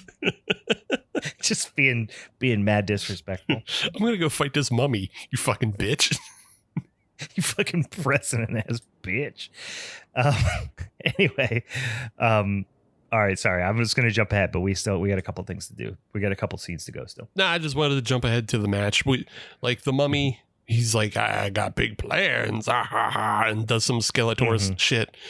And what he does is he sends this big guy who can also shapeshift, and the big guy becomes a pretty lady, and the pretty lady convinces the Magister to go into a secret room with him, and then the Magister, I guess, just goes down on strangers, like without asking. Yeah, like he's all That's about his business. Yeah, the Magister is his opponent for that night, by the way. Yeah. The Magister is Mil Mascaras' supposed opponent, but he also likes going down on strangers in the shower.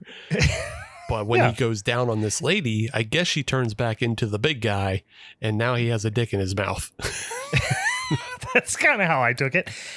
But it's funny because the Magister is a formidable foe because his approaches have been reviewed in peer-reviewed wrestling journals, which I did like that line. But then he ends up getting a dick in the mouth, getting one of them old dicks in the mouth. Look, if we saw the actual Magister wrestle, we would have seen like a clinic of just technical wrestling, but that's not what we got. We got this demon who knocked the Magister out, took his mask, and got in the ring with Mil Mascaras, and just was a real brute about it, and just was throwing Mil Mascaras around, thumping on him. Nothing technical about it. No, nothing that Mil Mascaras was even prepared for either, though.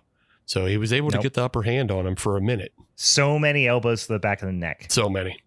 Again, Mary Sue, Mil Mascaras, everybody's like, Mil Mascaras, you can't win this fight. He's a demon. You have to watch out. And he's like, no, I think I figured him out by now. I think I got it.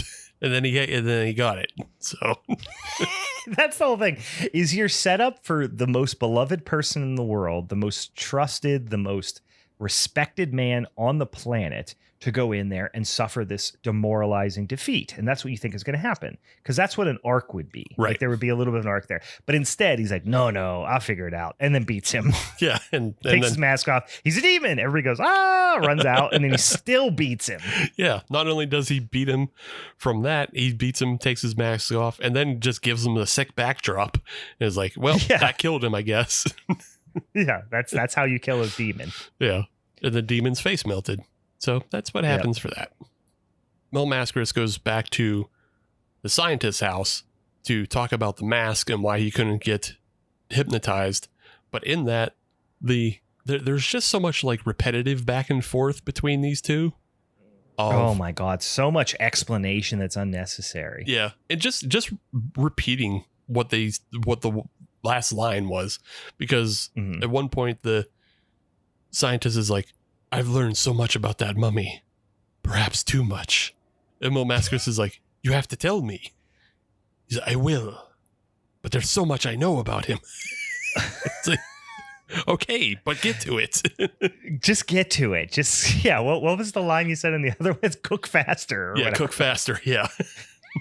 Just guys. Act faster. He goes to him at one point.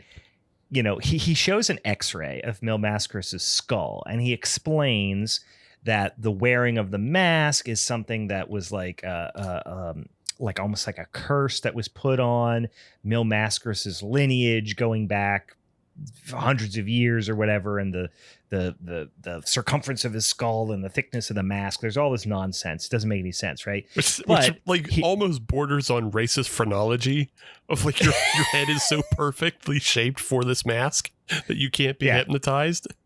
You're born to wear this mask. Yeah. The mask is part of your natural evolution. Yeah. Right. But this is a perfect example of what you were talking about before is instead of just going, here's an x-ray of your skull, he goes, Mil Mascaras, here's an x-ray of your skull. I hope you don't mind that I got this x-ray from the hospital from when you suffered that concussion last year. And he has to like do this whole explanation about why he would dare go and pry into Mil Mascaras' medical history. Right, yeah. And Mil Mascaras is like, of course, Professor. It's like, Professor. It's like, who fucking cares? You didn't have to say any of that. Well, he just wants to like come correct at Mil Mascaras. He wants to be apologetic. He doesn't want to think that he's just poking around his medical records for no reason. I know, but it's like, guys, we don't have to do this that much.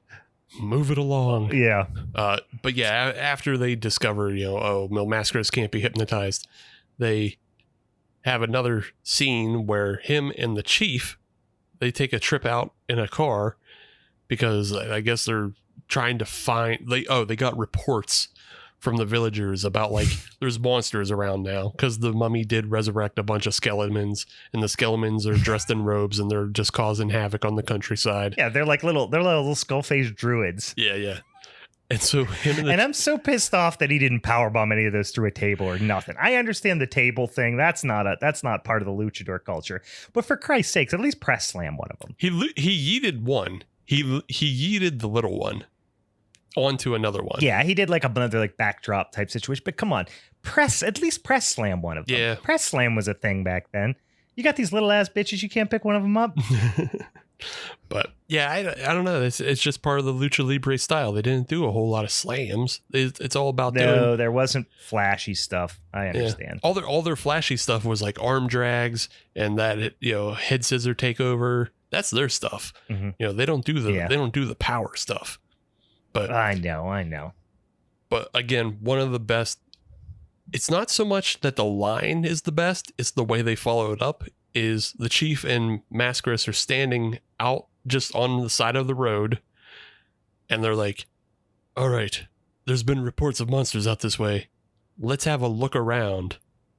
And then they literally stand in place and look around until monsters show up.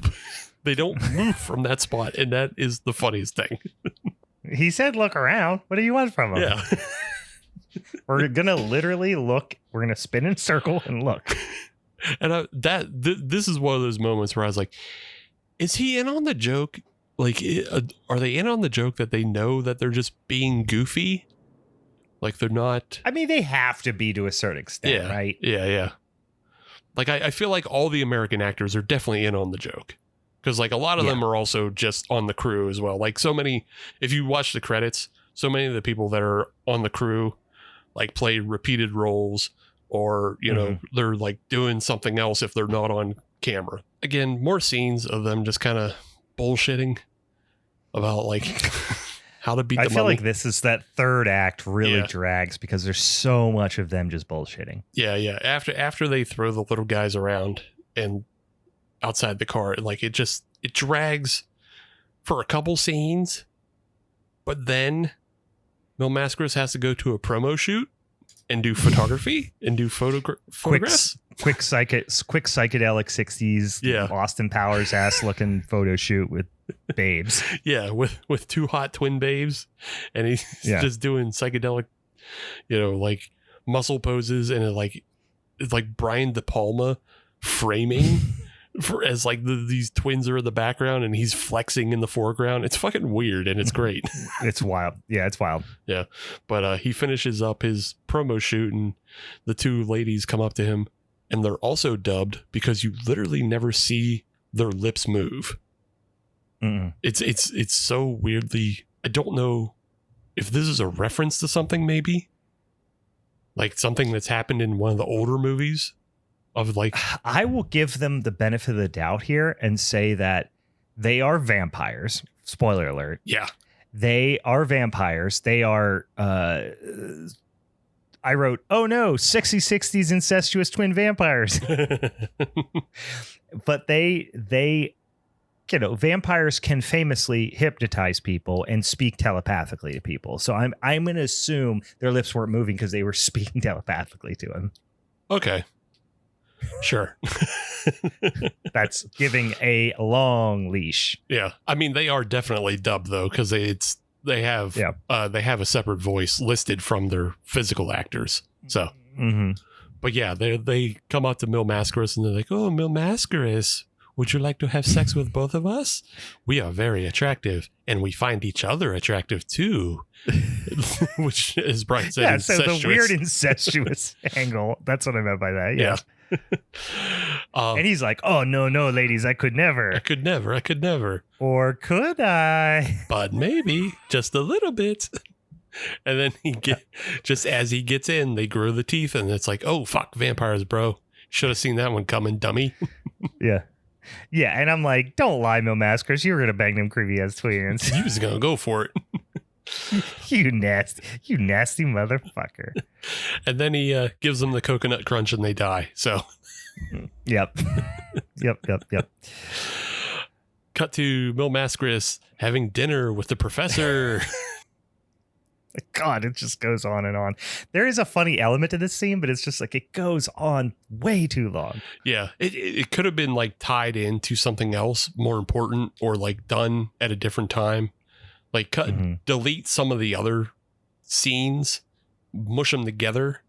So this one is longer, because it literally just starts with them having dinner, and then Mil Mascaras looks at his water, and his water's gay, and like he just like stumbles off. Gave me the giggles on that one. Yeah, he just stumbles off, and starts tripping balls, and it turns out it's not even the water. No, it wasn't the water, because he was looking at the water, and the water, like, I think they did like, the glitter, you know, the like the colored glitter, like they layered a bunch of colored glitter into his water. I couldn't tell if it was the lighting or if we were supposed to be seeing something. I was watching this on YouTube, so the quality was extra shitty. So I couldn't tell if I was supposed to be seeing something in the water or not, but. Yeah, I think you're supposed to see something in the water when Mil Mascaras holds it up, because his water like has like a layering of the pride flag down it. Like it's a rainbow down. But I didn't know if that was him seeing that. Yeah, that was like him the water seeing that. Wasn't Because then the scientist picks up his water, and like the water is just clear. But it's not the water. Somehow a rogue waitress got in there and served Mil Mascaras psilocybin mushrooms. An entire plate of giant psilocybin mushrooms, caps and stems, and he just ate them all, didn't question it, apparently ordered them. Here's the question. Listen, I don't want to get too deep into the logistics here, but imagine a waitress walking up to you. She must have had fake menus, right? Has to have. Right, has to. So she comes up to you. How is she getting you to order the whole plate of raw mushrooms as an appetizer? It's just a plate it's a menu that says the appetizers are mushrooms or dog shit. And he says, oh. Or I guess it could have been, this was a tasting menu, like a set chef's tasting menu. Oh yeah, it could be that too. I don't know. I don't know why I'm arguing so much for this fucking stupid parts of this stupid ass movie. But yeah, he does ultimately eat an entire plate of magic mushrooms, but luckily the trip only lasts 40 seconds, so no biggie. Yeah, no big deal. But apparently while he's on his trip, he comes back to the scientist's mansion, and the scientist is like, oh, Mil Mascaras, are you okay? We looked all over for you. We were so scared for you. And he's like, I'm fine. And then he goes, where is Maria? And he goes, oh yeah, Maria, she got kidnapped. Like that was secondary to Mil Mascaras being okay. He went out to dinner. Your daughter got kidnapped, and we're like, yeah, I can't break my dinner plans with Mil Mascaras. Yeah. But I do like the idea that Mil Mascaras, that trip to us, because he's such a physical specimen, he was able to metabolize that psilocybin so fast that it only lasted 40 seconds. But those 40 seconds for him was like, in his brain was like 40 years. Like he lived a whole life in that 40 years inside his brain, and then came back and was just like, oh, where's Maria? And then it turns out he's kidnapped.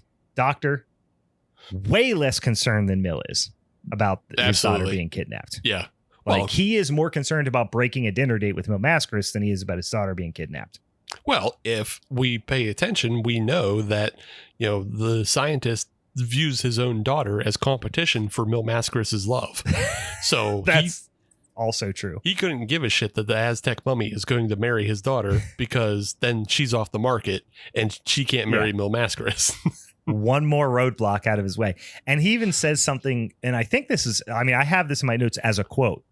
Mil, there's nothing we can do until we hear from the mummy. Yeah.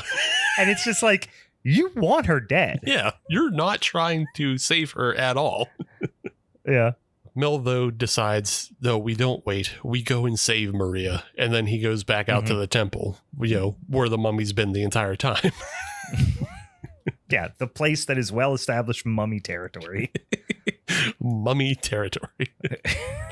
Yeah. I like when he goes to save her and all those dudes just jump out of the dark and just start clubbering him. Just the way the henchmen, and this is where this film really turns into Power Rangers, Super Sentai fucking movie, is just henchmen just jumping out of the shadows, clubbering on Mil, giving him the business, and then he fights back and fights him down. And then more mummies. They're fucking putties, dude. Yeah. They're putties. Yeah. However, when Mil is at his lowest, the robot comes to save the day. And that fucking rules. How long did it take? It did rule, but why did it have to take an hour for the fucking robot to come back? You show me a robot. You promised me a robot. And then you wait a fucking hour. The whole time I'm looking at my watch going, where's the fucking robot at, guys? But it still came back. At least they gave it to you. It did. And then, it would have had to. But. Yeah. And then it beats a bunch of ass. And then it also decapitates that one guy who's been laughing and smiling the entire time every time the Aztec mummy does some stuff. So he finally gets Aztec his. Mummy's Mr. Perfect gets decapitated. Yeah, by a damn robot, and that's great. And then the robot explodes. So yeah, the robot's pretty short lived. It comes in, it serves its purpose as a robot should. Right. Mil Mascaras also does set a guy on fire, and he gives it the Howie scream when your film has a Wilhelm, mine has a Howie. Yeah. Remind me how we scream. I know the Wilhelm scream. Oh, yeah. Yeah. So that's the guy getting set on fire. Mil exits the temple and then starts getting clubbered on again by more skeleton guys in druid outfits. There's just so much druid skeletons running around with their fucking hoods. But guess who comes to save the day? It's the chief. And the chief has brought the Avengers of the Lucha Libre world. There's like 8 of them. Yeah. It's so many of them. Yeah. It could have been 2. It was way more. It was overkill. Yeah, there is a whole bunch. But like in that group is Blue Demon Jr. and Dos Caras and another one I can't, I don't know. I thought I recognized, but I don't quite remember. But yeah, just. Well, then there's also like one that appears to be a much younger woman too. Yes. And it's like, yeah. And the much so younger. I didn't know if they were all wrestlers. Well, the much younger woman is La Torcha. And okay, she is actually the focus of the next film in this series. Oh, I started putting that. Is that the one where they're at like this? It's like it's all female wrestlers and they're all scientists and they're doing experiments and shit. Yep. Yeah. The Academy of Doom. Yeah, I started Academy of Doom. Yeah, I started watching that because it just started up afterwards and I was like half paying attention. But yeah. I like to believe that this was the reason Mil Mascaras agreed to do this movie is so he could get all of his buddies in there so they could get their SAG cards and get insurance. Yes. That was the whole reason behind this. Yes. I don't know that this is actually a SAG affair, so they might have got screwed on you're that. Probably right. Yeah, probably not, but something along those lines. Well, no, I mean, they may have had that in mind because that was like, I mean, that's commonly been the way for like WWE wrestlers for a long time is like Hulk Hogan got his SAG card and from that. Like the Undertaker was in Suburban Commando because Vince McMahon never wanted to pay insurance or health or give them health care. He would have them go get their SAG card so they get the health care through that. And they even started that WWE Films for a long time. Like, well, not a long time. I think it 5 to 10 years it maybe lasted. But like they had WWE Films to put people in films to get like health care. It's like the wildest scam. Such a piece of shit move. Yeah. Vince McMahon, well-established piece of shit. Yeah. But that's an all-time piece of shit move there too. Like on on his list of piece of shit things he's done, it probably isn't top 10. But if any one normal person did that kind of scamming, they would be considered a piece of shit.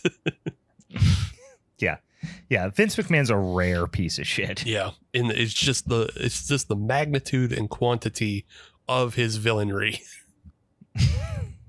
He's out there shitting on people and making John Laurinaitis bang him and right. all kind of wild stuff.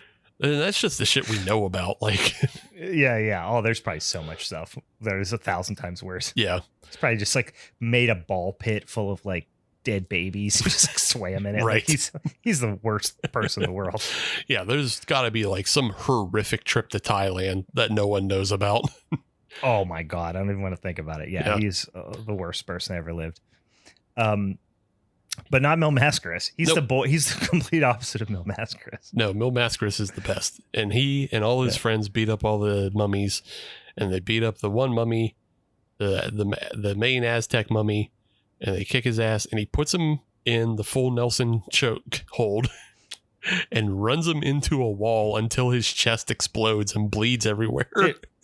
Dude, that's actually like some like pretty rough fucking like a pretty brutal move. You can imagine like, you imagine some like old like British gangster doing to somebody in a 70s film is putting them in a full Nelson to just fucking running their face into the wall over and over and over again. It's just it's so crazy brutal because it's not even his face that explodes, it's his chest cavity that he just drives, just caves him in. Yeah. It's just like, Jesus Christ, dude.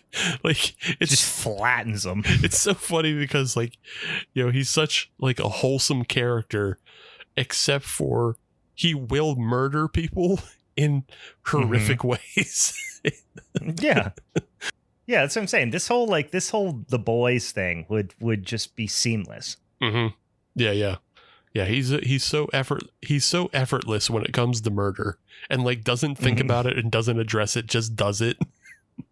Yeah, and Mil Mascaras would be what's his name? What's the Superman ripoff guy's name? Homelander.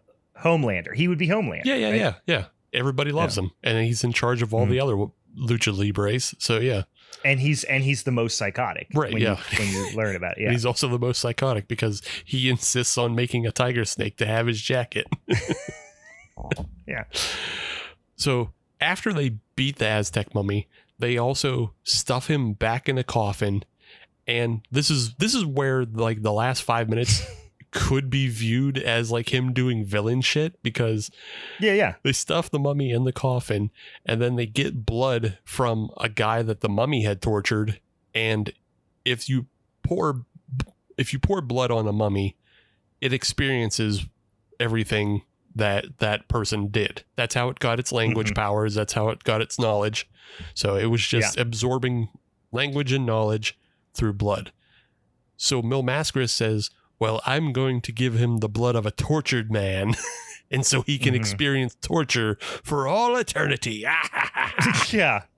The cosmic ramifications of you doing that to somebody is heavy. Right. I'm not saying evil mummy who was trying to destroy the world didn't deserve some justice, but you're playing God here and you literally condemned him to eternal torture in hell. Like, that was rough, and you made that decision pretty lightly, Mil. Yeah.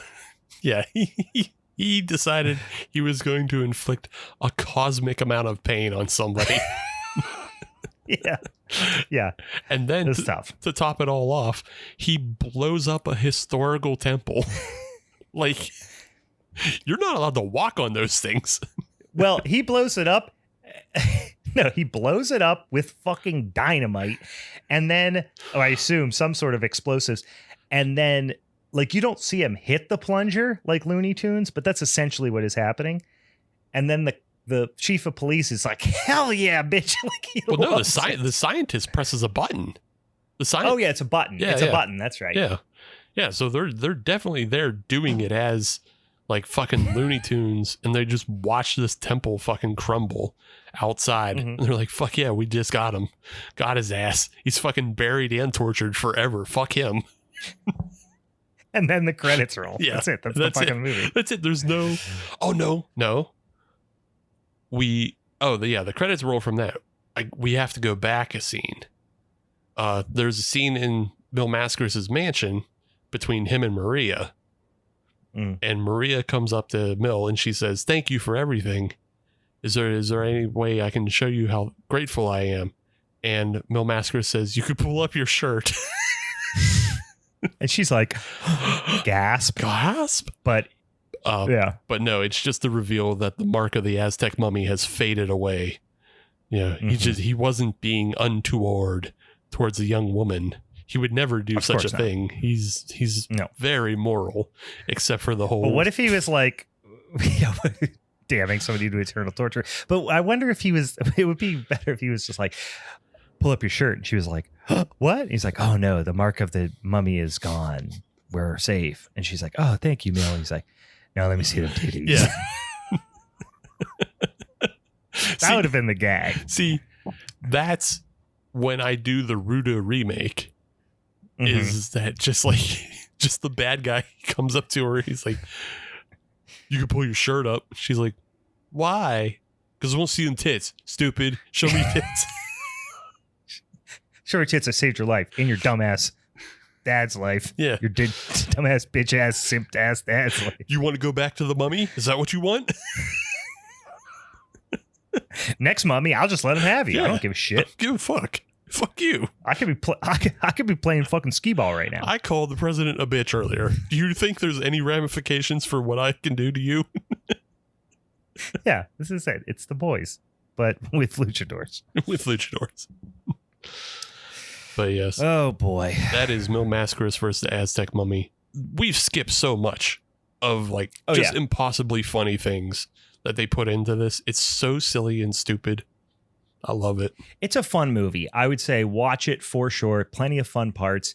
I will say it's 90 minutes. It feels like it's 2 hours there because there are, for at least for me, it's very charming, but there are parts that are a slog, and it's mainly just dialogue between Mil Mascaras and the cop, Mil Mascaras and the scientist. And you're just like, guys, we get it. Like, the joke is out of this scene. You get it. Move on. Yeah. And it just really, the dialogue is not good, but also apparently extremely carefully crafted. Yeah. That's the thing. Almost overwritten. It is carefully crafted to mimic those old Santos movies. But yeah. But like you're saying, after a while, like the joke is over. We get it. Like all you're here to do is to suck Mil Mascaras' dick and tell him how cool he is and how smart he is. And once you do it the third time, it's kind of like, all right, move it along. You know? Yeah. So. Yeah. And maybe if you grew up with these types of movies, maybe it would hit home a little harder. But like, yeah, even for like a comedy, you know what I mean? Like a horror comedy genre, horror, whatever type of movie, even if it is comedy is the goal, you got to be more bang, bang, bang. You know what I mean? You can't drag stuff out as much as it. But anyway, it's a low budget, production. It's fun. It's certainly worth the watch. Yeah. The comedy comes through in that it does a good reproduction of those older movies, but it's not written like a comedy of like joke. It's just like the jokes happen. Like the only joke is pull your shirt up. Like that's the only straight up. Yeah. That's a pure joke, but otherwise, good shit. I check it out. Where did you watch it? I watched it on YouTube. Yeah, I don't think I couldn't find it anywhere but YouTube. I tried. I took a couple minutes to look at the Academy of Doom. I might watch that one, and then there's a third one from 2015, and just like the actual video quality, the upload quality is unwatchable. So I got to see if I can find it in another place. But it looks like it was made even cheaper than this film. And then it looks fucking terrible. But if I can find a good copy, I might watch it. All right, boys and ghouls, let's get into mine. Like I said, not a ton of story. Not going to take a lot of time to talk about, but we'll get into it a little bit here. I talked about, like I said, Monster Brawl from 2011, which is also a horror comedy. This is, I am convinced, a Make-A-Wish for somebody who was like, I want to make a movie, and I'm dying. And they were like, okay, what do you want to watch? And they were like, Monster pay-per-view, wrestling pay-per-view. They're like, okay, I guess. And then, like, I don't know how this got made. It's interesting. You could tell it's very much a labor of love type of movie. Mm-hmm. And when I say it is a Monster pro wrestling pay-per-view, that is 100% how it's treated, and they stick to the plan. Yeah. There's very little in the way of story. It is set up.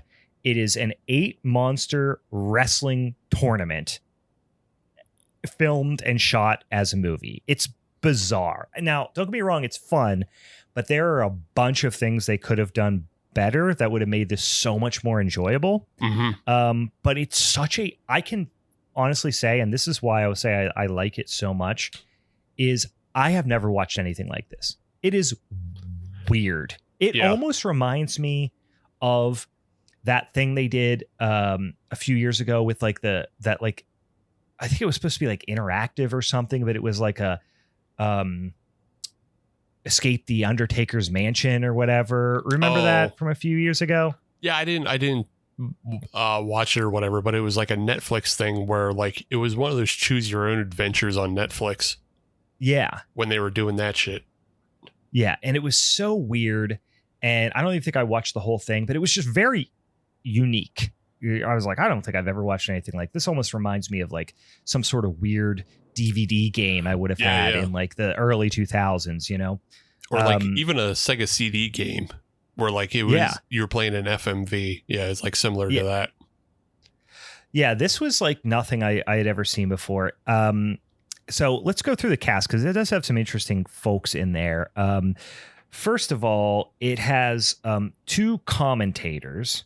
And the commentators are one, Dave Foley from Kids in the Hall, and he's doing fine, but there are times when I would say his performance is uninspired. He doesn't seem to want to be there a lot of the time. Yeah. I'll say it's mostly because and this is one of the worst parts about this film, is that nobody's really in the same scene. No. So Dave Foley and his sidekick, who's played by Art Hindle, are the commentary team, and it's just the two of them the whole time. So it's obviously they're not actually ringside. Obviously, so it feels very stilted. He's also doing this like, is it a Howard Cosell type of voice he's trying to do? A little bit, yeah. Yeah, he's doing a throwback to the old, like announcer days. Like, kind of like cadence. And it's really gets grating after a while, frankly. But anyway, Kids in the Hall's Dave Foley. He's like, I love him. I love Kids in the Hall. So, but this is a tough order here. So he plays Buzz. What is it? Buzz Chambers. And then his he's kind of the play-by-play guy, if you will. And, he's the JR. Yeah. And then Art Hindle as Sasquatch Sid is supposed to be a former wrestler, maybe / monster wrestler. I don't know. Who is kind of your Jerry Lawler type, I guess. And he has been in a lot of stuff. You would reckon, most of what you had seen him from was way, way long time ago, but he played small parts in a bunch of movies, including The Brood. Oh boy, there was a few other things. Black Christmas from '74. Black Christmas, yeah. He was in The Void, actually, not too long ago. And then there was one other really big one. What was it? Porky's, but there was another genre film, but I forget what it was. Anyway, you perhaps recognize him. I know, of course, The Octagon with Chuck Norris, which is a fucking weird movie.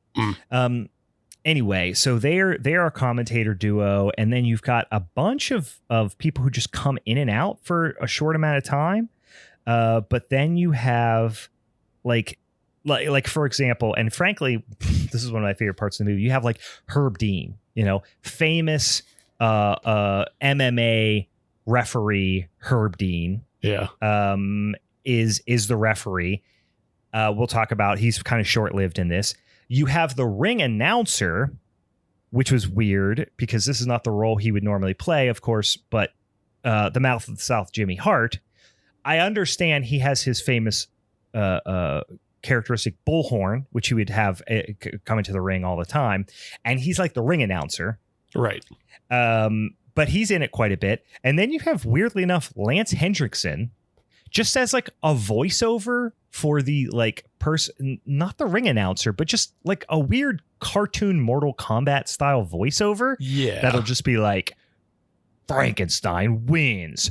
And he'll like say how he died. It's very strange. I'm not sure why you wouldn't know otherwise it was Lance Hendrickson. No. And like he's credited as God on IMDb. So like, so silly. So like his role is he gives narration for the little vignettes because the little vignettes are like, there's not enough meat in there to really get them, even though we don't really need them either, because we know what a mummy is, we know what a vampire is, we know what all these monsters are. The only one I think actually works is the swamp gut one. That one's pretty good. Yeah. Because it's actually more presented as a nature show, which is funny. I like that. It's pretty creative. And this is kind of the cadence you get, right? So you get the whole intro and Dave Foley as Buzz and Sid, and you get this strange little quick intro of like the guy who's supposed to be like the promoter that brought this to life, and he's explaining basically why this is happening. This dream of this guy who brought together all these legendary monster fighters from around the world to come to like the middle of nowhere they say it's in Michigan, central Michigan, to this, which I've driven through central Michigan. There ain't nothing there. So like, maybe that's where he's from. I don't know, but why central Michigan to a graveyard, a rundown old graveyard. And weirdly enough, the set pieces, like the set itself where the wrestling ring is located, is really good. Like really creepy, gothic, rundown graveyard with like an old wooden shack that kind of serves as like them coming from backstage, and they walk down the stairs like they're coming down the ramp, and then they enter the ring. And between each match, they do a little vignette, like you mentioned, that introduces each one of the monsters. Then they do a matchup card where, hey, here's their special moves, here's their age, their record, their size, their strengths, their weaknesses, and then they cut a promo, and then they wrestle. Yeah. And wacky shit happens, and one of them wins, and then they just move on to the next one. It really is laid out very much like a classic wrestling event, a classic pay-per-view. And there's really no more story than that. They do have characters resurface, and I'll talk about some of the other characters and the wrestlers as we go, but those are the main people that you learn, pretty early on. You have two kind of, which is totally unnecessary and kind of falls apart at the end, but you have two categories, divisions. You have the undead division, and you have the creature division, or the conferences. So the undead conference consists of the mummy, a lady vampire, the zombie man, which is like he's just a like super powerful zombie, and Frankenstein. Then the creatures division consists of the Cyclops, Witch Bitch, which is a witch, and Swamp Gut, who's really, we'll talk more about it, but is really kind of a swamp thing meets like a character you would see from like the Toxic Avenger cartoon, you know what I mean? Like a bad guy from the Toxic Avenger cartoon, and then the werewolf. So they give this whole bracket breakdown. Then you get introduced to Mouth of the South Jimmy Hart. Like I said, Sasquatch Sid Tucker. We already talked about Buzz. Is Dave Foley's character. And then I don't know if the promoter intro, like the guy who's supposed to be like the promoter, is he a part of the movie? I forgot to go back and look it up. Like, was he the director? Was this like, why was he there? So yeah, I thought he was the director too, because it's so clearly just like a self-insert. Yeah, that I thought it was just the director. It's not the director, but it is just clearly a self-insert character, because the way he's talking to Jimmy Hart, it sounds like he's just talking about the movie we're watching. Yeah, exactly. Like, and so that's why I was like, is this his Make-A-Wish? Like, and then he just happened to not die. Like, he survived and grew up. So you say Make-A-Wish, and I don't think you're that far off, because I think the Make-A-Wish comes through the Canadian Film Board. So even though they say this is set in Michigan, this is a mostly Canadian cast set in Canada. It's set in Canada, filmed in Canada. Yeah, and it's almost all Canadian wrestlers too. Yeah. So there are some Canadian wrestlers in this, and especially some of the like less known ones that play some of the monsters are all Canadian. Right. The Make-A-Wish is that you can just go to the Canadian Film Board and ask for money, and they'll give it to you, and you can make any dog shit that you want. I guess that's exactly what happened, because I can't believe that's the only way this gets made. So that does make a lot of sense. Yeah, and they just, it's him explaining how he got the monsters. Like, hey, I put out a call for monsters, and then some of them heard about it, and some of them just showed up, and it's like he doesn't really explain anything. There was a funny little character early on who I think might be played by the same guy. I didn't look. His name's Cy. He's like the groundskeeper of what they call Graveside Necropolis, which is like the arena, if you will, but it's this rundown graveyard. And he's got these ridiculous prosthetics that make his face look all deformed. And it's really a funny bit that they just let die. But it's, so you got these two announcers, and they're like, Cy, hey, we got the groundskeeper here, and he's kind of, doing a little drop in at the announcer's table kind of thing. And he puts the old cans on, and, they're like, oh, what do you think about all this? And he's like, you guys are going to pay for what you've done. And they're like, well, what do you think about the competition, Cy? And he's like, the soil is cursed. It's a really funny bit. And then at one, they're like, all right, any final words before we kick off the match tonight? And he's like, you bastards are gonna pay for what you've done. He's like the harbinger of doom kind of guy. Right. And I was like, what a great bit. And they really don't ever bring him back. Like, they have other people that come and go that are like employees, I guess, of the graveyard, but they really just like let the joke die right there, which was kind of annoying. But it's pretty funny. They bring Herb Dean in as the ref, and he's reffing the first match. They interview him. It's completely unnecessary. He sucks on camera, but whatever. But they do set up for a good gag here in a minute. They do this intro. Oh, go ahead. It's just funny because I had the notes of Herb Dean in a void, because they're like talking to him and he's just like clearly on a green screen, like something they filmed separately, and he's just saying whatever. Yeah, he doesn't know what to say. He should not be on screen in an acting capacity. Anyway, they do these intro promo videos, like I said, which are pretty fun. And first one is the Cyclops, and he's like a blacksmith in Greece, I guess. And, he's like a Greek, ancient Greek monster. So I get it. But he's like a blacksmith. He gets summoned with this note. And then, he talks about some sort of prophecy as, he's the ultimate monster or whatever. So they do this training montage of him, and he's like done some deal with the devil to see the future, and he can see people's deaths, but it's also, he's in league with the devil now, and he's trying to get out of it, whatever. Then they go over to like, I guess so.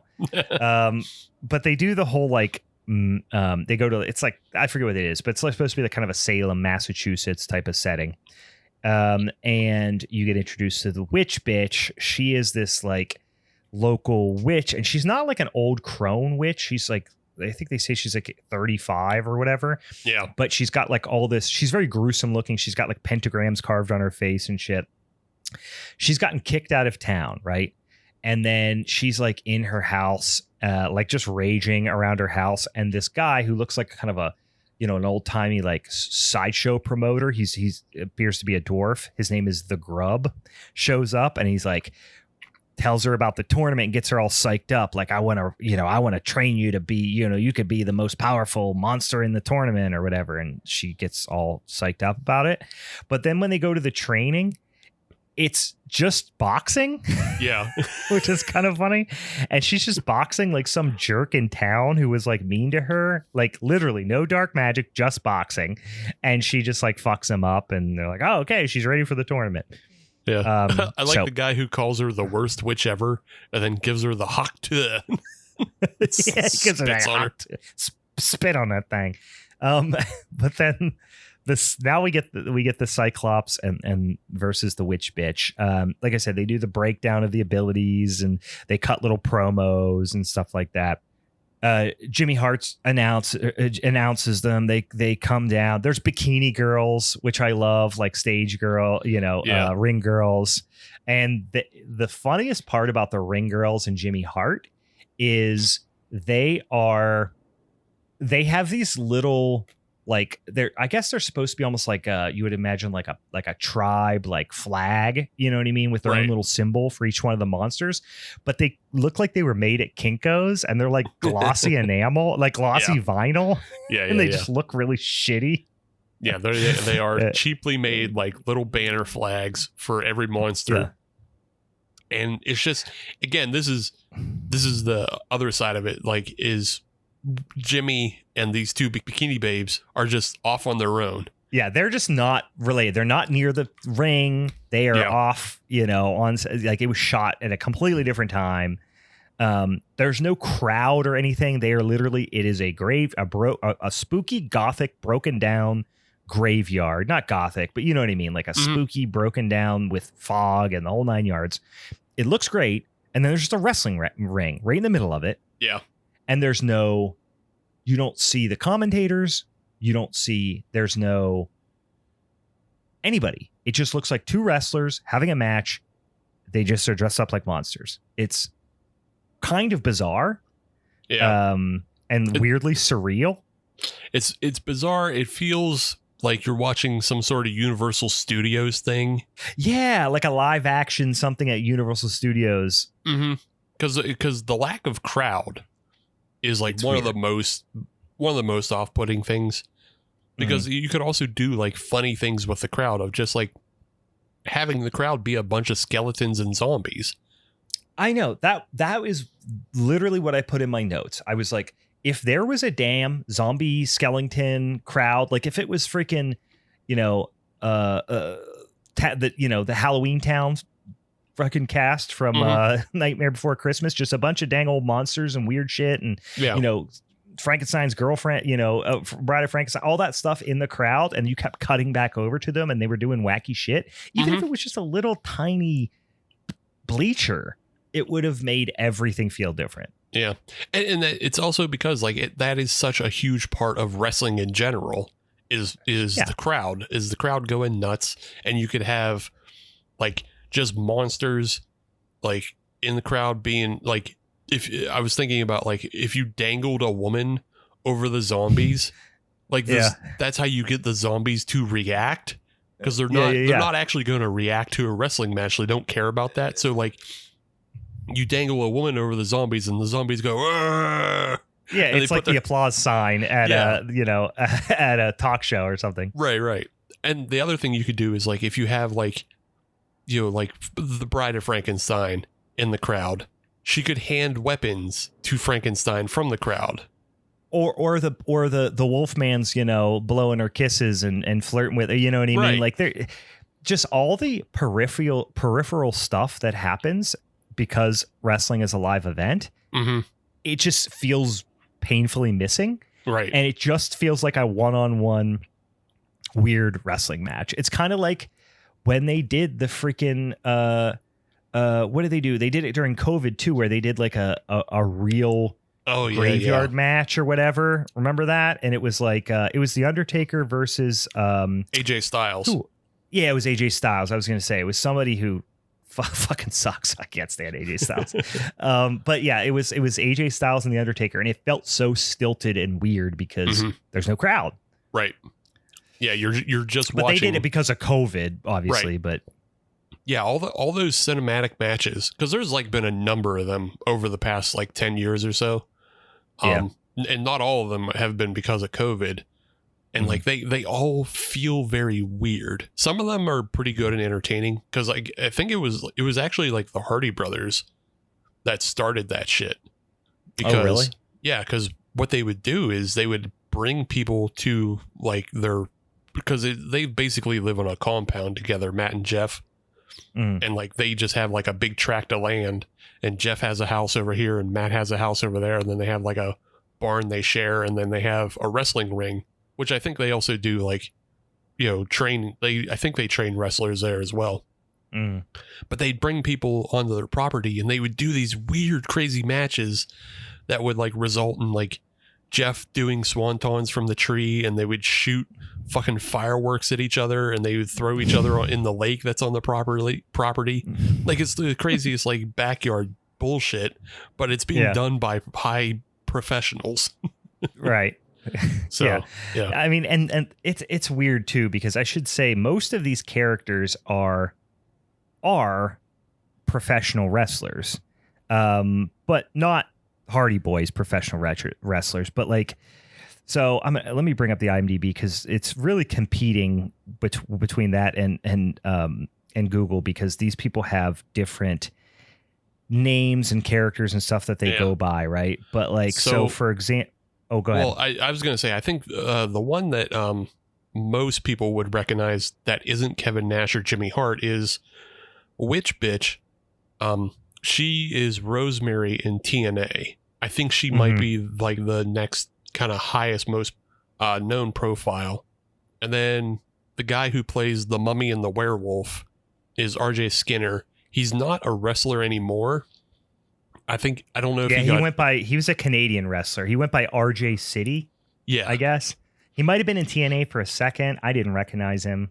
Yeah, but I think he's retired, but he does still work on AEW as like a presenter, and he does he does an interview show. I with saw the that wrestlers. He does like a social media or some sort of, and he's funny. Like he's a show. funny dude. He's a funny dude. So. I'd say check out it's like Hey You or some shit like that, but yeah, check it out. It's funny. Yeah, you do get later. I mean, we can mention while we're here, but you have Robert Mallet, I think is probably how it's pronounced. Who, well, we'll get to him when he's Frankenstein. We can wait to talk about him. But yeah, okay. So Witch Bitch and the Cyclops. I do not know if I saw who plays the Cyclops, actually. Oh, Cyclops is the same guy who plays Psy, and he plays Swamp Gut as well. So, okay. Who's Jason David Brown, which I did not look him up. Yeah, I don't think he's a wrestler. I think he is just somebody, and I assume that he's very close with the director. And it seems like somebody who just like did the backyard stuff with his, with the director back in their, teen days or whatever. And the Cyclops really doesn't really do a lot of wrestling. He's a lot of just like punching and yelling, and but anyway, okay, that makes sense. And same with Swamp Gut. Swamp Gut doesn't have, much in the offensive, vocabulary. He just kind of gets beat up and then jumped on by the werewolf. So big bruiser types who are just swinging arms around, basically. So, but anyway, so there was a good line here. So they're just kind of going back and forth, and literally you're just watching, like, you feel like you're watching like a slightly amateurish looking wrestling match. Not amateurish in the sense that they don't know what they're doing, but just like they're not the best choreographed matches at all. Right. They're a little bit boring.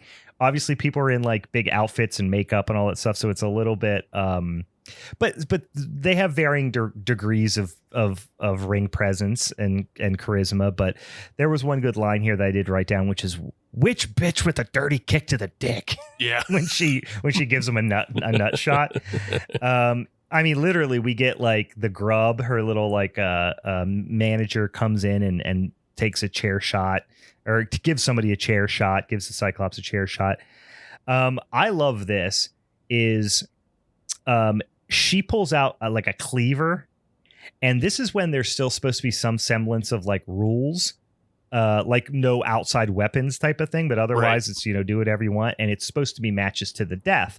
She pulls out a cleaver and literally within 2 minutes of the first match slices Herb Dean's throat with a cleaver and kills him.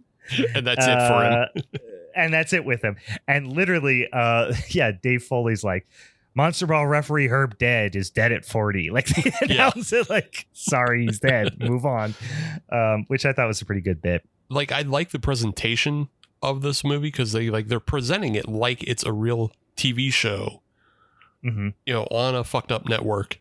A real live event. Yeah. Yeah. Because it also goes hand in hand with the Swamp Gut presentation of like being on a fucked up nature show. And then even the news reports for the Mummy are like bizarrely like callous because they're talking about the Mummy killing somebody and they're like, "Mummy kills dummy" in. Yeah. So, it's played for laughs. Yeah. Not, it's weird. The tone is a little bit all over the place, but most of that stuff's played for laughs. I just wish I don't know. I just wish they did a little bit more with it. Cause like they're always throwing to commercial. And I actually wish they had some fake commercials to throw in there to better sell the world. Yeah, I know this was in 2011, but it almost feels like it was built for Tubi because you know what I mean? There are literal commercial breaks. Yeah, right. But yeah, Cyclops ultimately melts her face off and wins. Then the grub comes into the ring and the Cyclops uppercuts his head off, which is fun. Then we go into the Mummy versus the vampire. Like you said, the Mummy gets released from the Met in the Metropolitan Museum in New York, which is an art museum. Yes. Not like a natural history museum. And then like kills a construction worker or whatever. Then there's like a news report. They say it's like, it's King Khafra, whatever. And then they show the like supposed to be, I guess, the sheriff of like the NYPD, and he's got an accent that is somewhere between Deep South and British. Yeah. And he's supposed to be like the New York cop. Yeah, he's like, "You see that, Mummy? You tell me right now." It's like, all over the place. Like, what? Then you go to Transylvania. The lady vampire she is not inconspicuous. She's got like, she's the, fucked up face type of vampire. You have this like detective that's supposed to be taking a voice memo kind of thing about this. He's investigating this vampire. He ends up shooting her in the heart. She pops up, rips his throat out. It's like this quick little one, probably the most forgettable one. Funny little gag. The Mummy's promo he's cutting, he's just grunting, and then there's subtitles in like hieroglyphics. Yeah, which was kind of a fun bit. Yeah, I like that. It was good. Yeah, I would love to know how they got this set. Was this set already somewhere for another movie and they got to plop a wrestling ring into it? Because the set is so high end. Yeah. And everything that the movie seems to be touching is not. It's literal shitty vinyl signs and green screens and all that stuff. But then you have this crazy like universal level set there. And I'm like, it just seems incongruent a little bit. Yeah, it feels like, I mean, if the money went somewhere, it all went to this set and Kevin Nash and Jimmy Hart and Dave Foley. Sure. Yeah. Yeah. So I got to imagine. I feel like Jimmy Hart would probably show up for like $200 and a case of beer. I don't know. I mean, personally, I don't. I'm willing to bet Jimmy Hart took a lesser payday than Dave Foley. Like Dave Foley, I'm pretty sure like Dave Foley was having a lot of money troubles back in this time. So he was taking any and every project, but he probably wasn't taking it for nothing.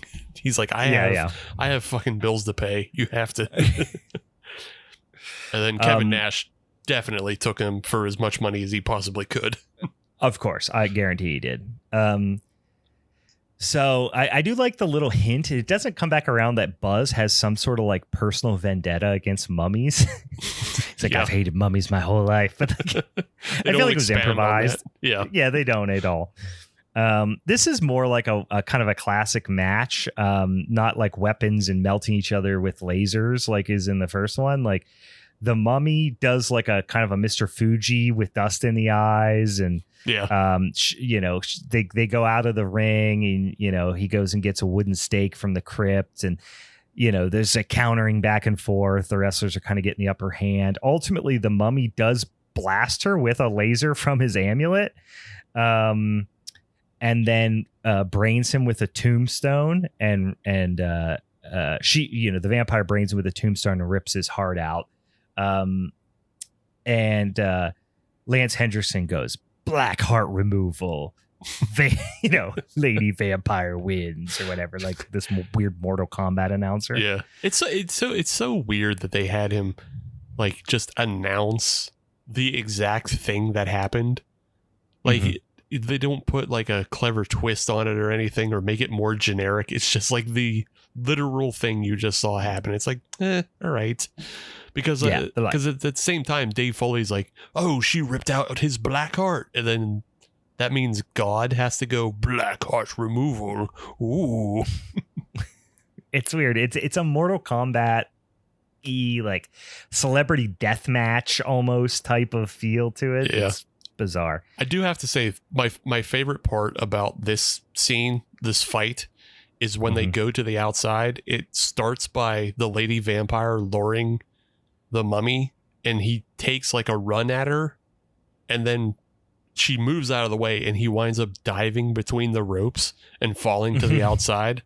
There's just something very funny about the image of a mummy falling out of the ring that way. Yeah. Listen, anything with a fucking mummy, I'm on board for. We coincidentally both had mummy movies here, but this is a straight up old school, mummy with the raps and everything, and they're like making jokes about his raps. And all right, next match we go to Silver Springs, New Jersey. Weirdly enough, for the Wolfman, apparently that's his origin. I don't know why Silver Springs, New Jersey, but you get this couple that's camping outside. There's like a pregnant wife, and she's murdered, and the husband is like training for revenge. She's obviously murdered by a werewolf. He ultimately blows the werewolf's head off, but not before getting bit. So now the husband turns into a werewolf. So that is the werewolf that we're dealing with here. Cut to Louisiana, and this is like you had mentioned. It's called Grizzly Planet, and it's supposed to be like a Discovery Channel type of spoof, right? Discovery Channel show type of spoof.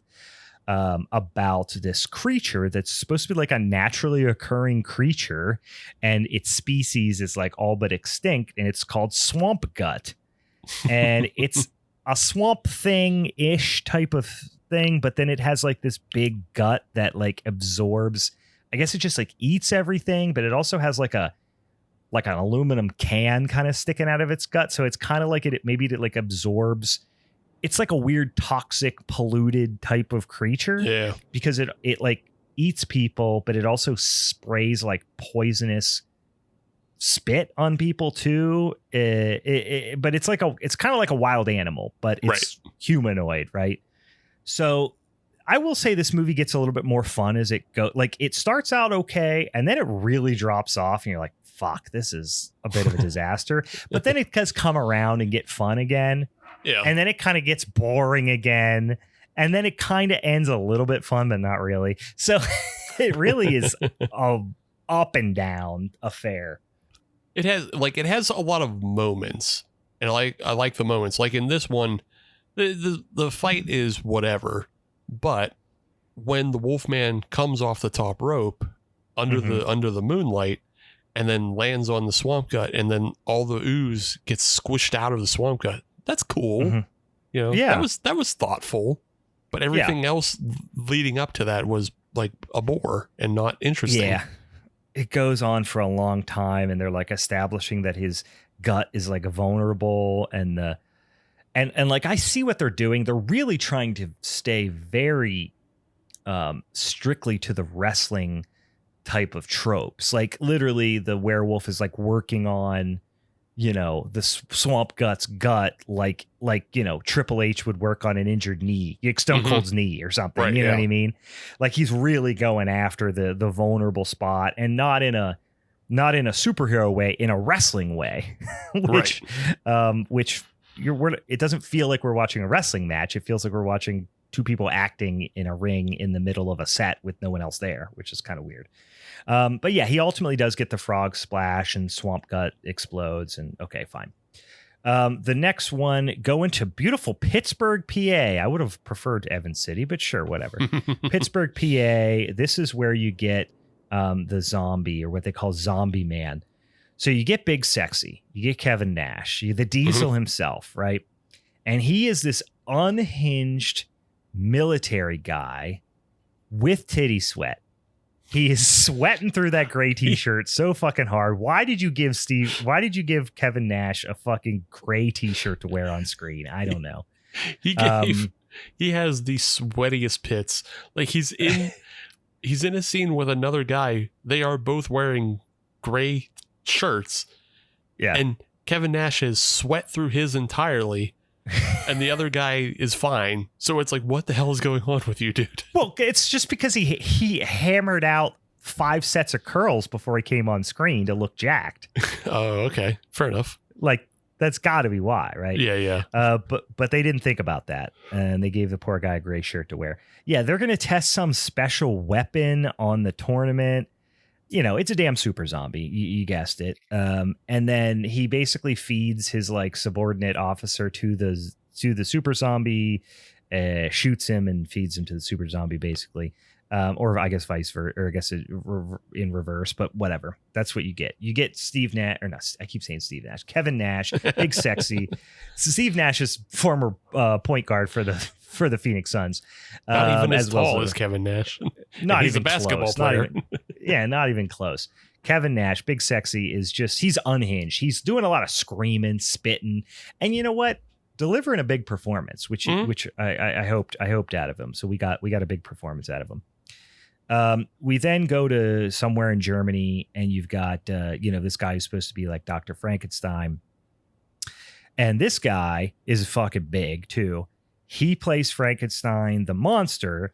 He is played by Robert Millett, Robert Millett, who I remember most as Kurgan in the WWE. Pretty short-lived run in the WWE from the late 90s. And I remember him most notably as part of the short-lived, very bizarre faction called the Oddities, which included, hold on, I'm going to bring it up.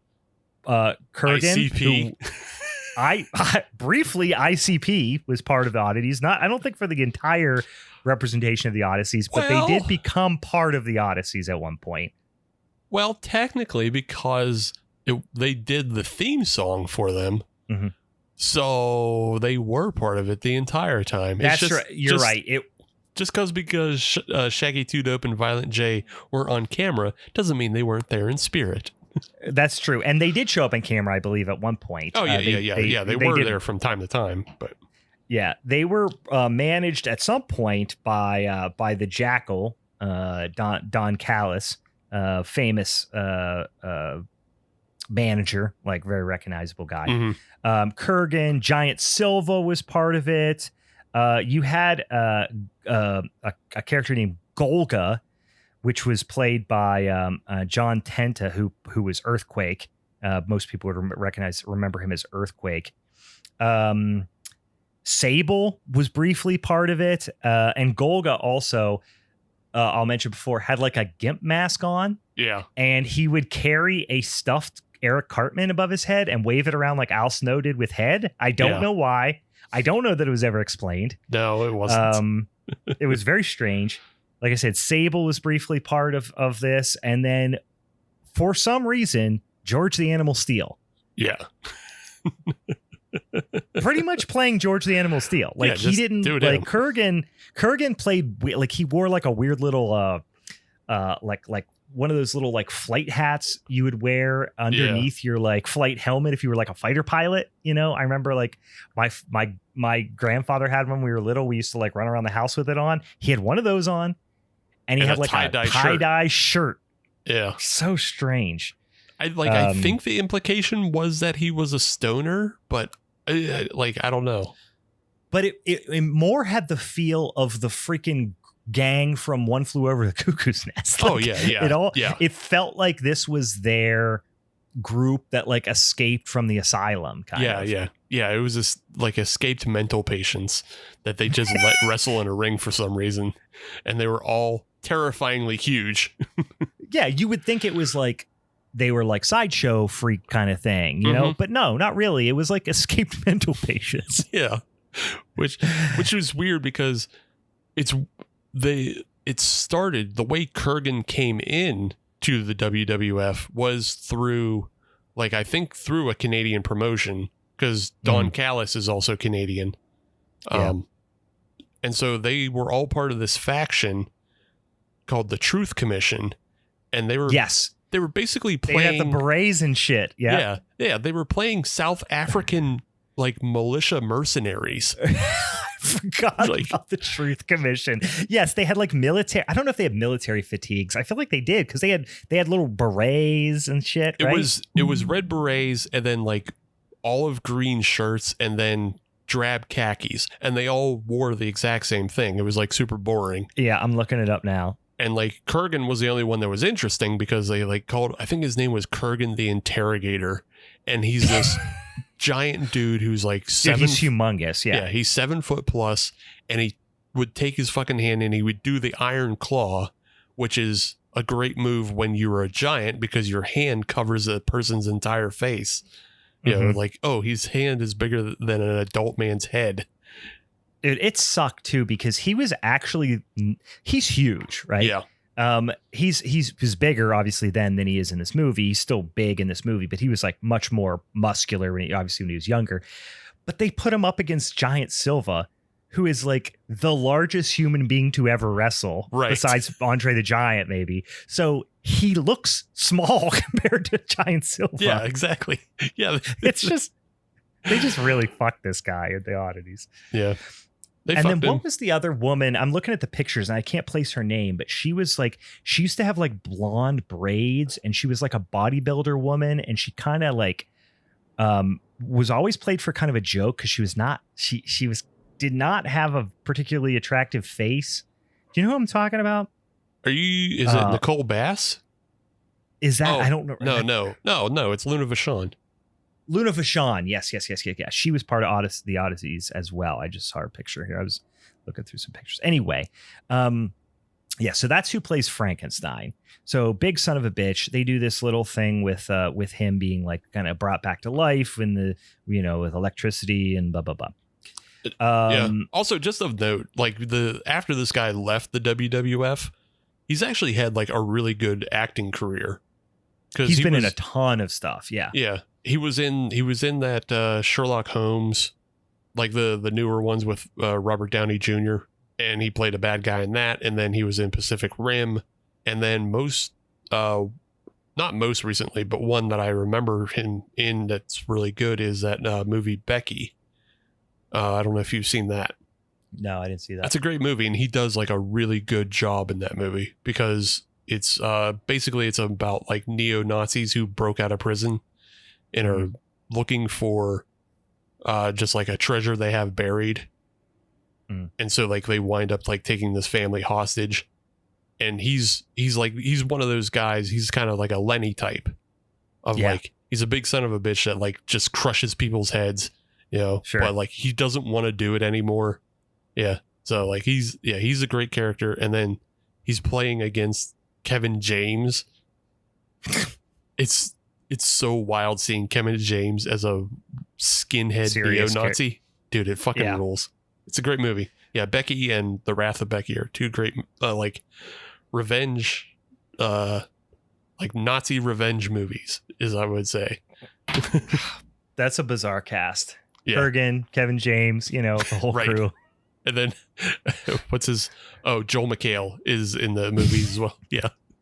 in a serious role too. Yep. Bizarre.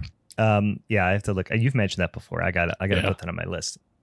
So Kevin Nash is the zombies manager, and then the guy who's like Dr. Frankenstein is obviously managing the monster. Big sexy axes Dr. Frankenstein right in the middle of the back at one point, which is great. And then the monster goes wild and ends up stomping the zombie's head, just doing a full on stomp, freaking Michael Myers style in 2018 version. Stomps the dude's head flat. And then I kept chuckling at the ring girls acting mad if the monster that the banner they were standing beside didn't win. Yeah, that's another one of my little moments that just made me laugh. Yeah. It's just the bikini babes going, They're genuinely fans of the monster's banner they're standing beside. Yeah. Then like a bunch of zombies come out because I guess to avenge the zombie man who is like their leader, maybe, I don't know, but they come out. Frankenstein just kind of yells at them. There's this weird like meandering scene where they're like chasing him and he just kind of yells at them. So then they go back and attack Kevin Nash and like munch his arms a little bit. Yeah. And again, he's acting his ass off, so I'm on board for it. But then another random graveyard worker who's not the same one as before comes home with a shotgun and just starts like blasting all the zombies. But then the announcer booth gets attacked by zombies and Sid gets bitten. So throughout the next one, which is now we're getting to the champ. This is the championship, right? This is Frankenstein versus the Wolfman in the quote unquote main event. But I'm like, what the fuck happened to Cyclops and the vampire? Like they won too. I thought this was going to be a tournament, but we're just like, fuck them. They don't count. Well, they weren't in the heavyweight division. I know, it's just so silly. Like it's just so, but this is the main event, which is the heavyweight division, I guess, of the undead Frankenstein versus the creature, which is the werewolf. The way this should have been done though, is it should have been, we had the 4 matches ahead of time, and then the championship match, it's in the name, Fatal 4-Way. Yeah, there should have been more things going on instead of just focusing on 2 people. It would have helped in a lot of ways, I think. But so there's a back and forth. Obviously, ultimately Frankenstein, beats him up for a while, but then Frankenstein like gets his leg broken. Simultaneously, Sid is like turning into a zombie in the booth slowly but surely, and like Buzz is kind of like he's hammered, so the whole thing he's drinking out of a flask the whole time, so he's supposedly drunk and he's like not really grasping that his partner is turning into a zombie, but he kind of is, but he kind of doesn't care because he's drunk. But eventually he does turn into a zombie, and Buzz shoots him and does a little explanation of like, hey, legendary announcer or whatever, and he's standing there holding the smoking pistol kind of thing. Right. I do like that he also puts on the classic Bobby the Brain Heenan neck brace. He does put on the neck brace, which another time I'm sure we'll do another wrestling related episode. We'll have to talk about some of our other like managers and other personalities, because Bobby the Brain Heenan it doesn't get any better than him. I could just watch clips of him on YouTube all night long. He's fucking hilarious as the heel manager. It just doesn't get better than manager and commentator, whatever he was. Like, and of course the commentator.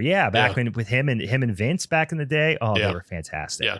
I mean, Vince was what the fuck ever. Him and Gorilla Monsoon is the real Gorilla team. Monsoon, even before that, Gorilla Monsoon, was Vince before him? No, Vince was short-lived. Vince was. I think Vince was after.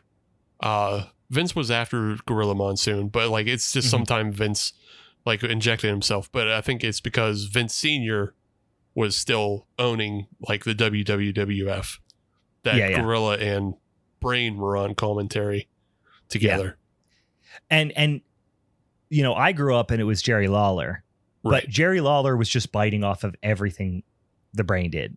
Yeah. Like he was just trying to be him. Not even well. No, he was just I know like Jerry Lawler was our guy growing up, but to go back to it, it's so fucking cringe to listen to because he's not anywhere near as good.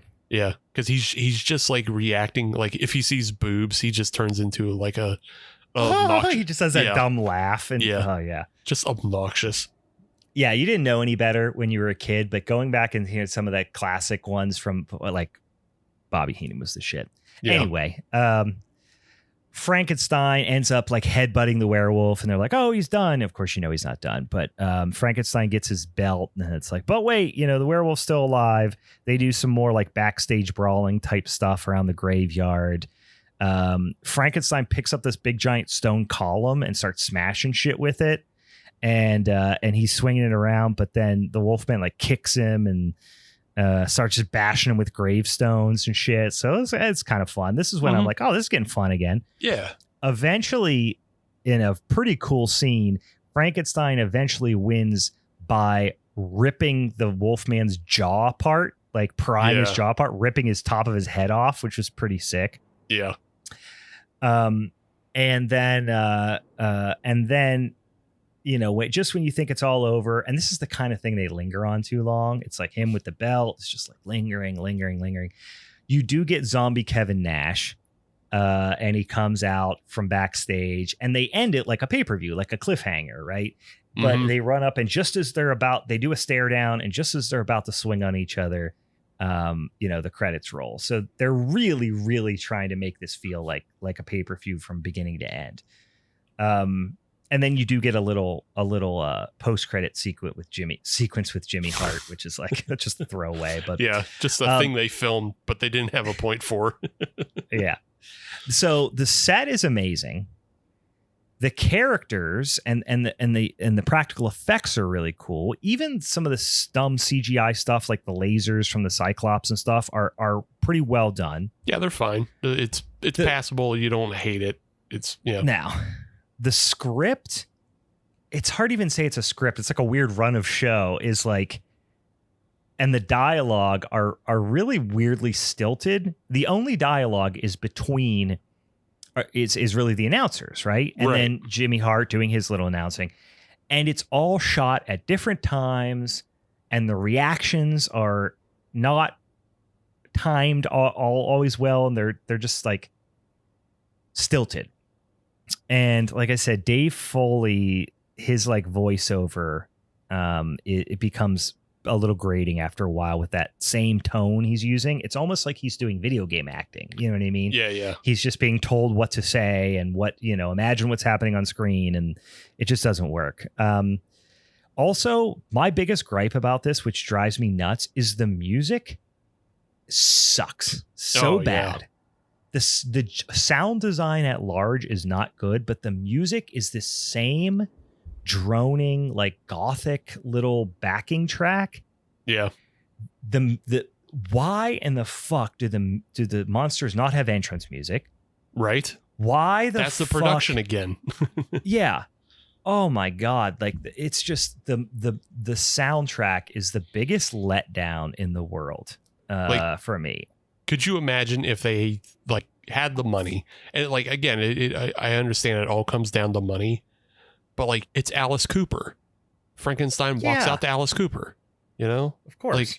Like even if it's just like a generic shitty, kind of cock rock anthem or something, that would be fine too. Yeah. Just some energy. This dreary drab. I get it. It's a graveyard. It's like they had a stock track that was gothic graveyard, and it is the backing for the entire movie. Mm-hmm. And it's like, it's not matching what's happening on screen. It's making everything feel boring. Yeah. Like there are it's a wrestling match. It's not spooky. It's not spooky. Yeah, it's not spooky. No one's scared. There's no one around to be scared because it's just the monster. It's just monster on monster. So they're not scared of each other. So we don't care. I mean, if it's not that track though, it's also just butt rock. That's just like, yeah. Anyway, so that's it. That's the movie. Weird as hell. Worth a watch. Definitely have never seen a movie that feels like this at all. No. And it's fucking monsters wrestling. Does it wear out its welcome at times? Certainly. But does it have its moments? Absolutely. Happy I watched it. In any other Showdown, I would say I'm fucked, but like I actually feel a lot the same way about Mil Mascaras and the Aztec Mummy, which is like it's got perhaps more fun parts, but it also drags at times for me. So by no means good, two perfect movies, but yeah, I feel like I'm probably gonna lose simply because nobody has seen Mil Mascaras. Like, yeah. I think plenty of people have seen Monster Brawl, and at the very least have seen it on, like, just scrolled past it on Tubi. Sure. Mil Mascaras isn't anywhere except for YouTube, and you have to want to watch it. Yeah. We'll see, guys. If you feel, even if you haven't seen these movies and you just like the sound of one of them more than the other, hey, you can swing it on there on the social medias. We'll put a vote up there and we'll see who takes home that son of a bitch championship strap for the month of July, boys and ghouls. Yeah. All right. Anything else, Steve, we should talk about? I don't know. I was just thinking about how, like, I kind of want to see a sequel to Monster Brawl, but like just do the actual pay-per-view. Yeah. You know what I mean? Because like, so there's been a couple things since Monster Brawl that are like very similar in tone, but they're actual wrestling. There's Kaiju Big Battle. Yeah, which is awesome. And that's people dressing up as like actual kaiju or cans of soup and just fucking going to town on each other in the ring. It's great. Yeah. Live event, by the way. It's a live event. Yeah. Yeah. And the other was Lucha Underground. And I've heard of this, but I'm not super familiar. So it was on like the El Rey network, which was like Robert Rodriguez's TV channel. It was like deep on DirecTV. You had to go find it. Yeah.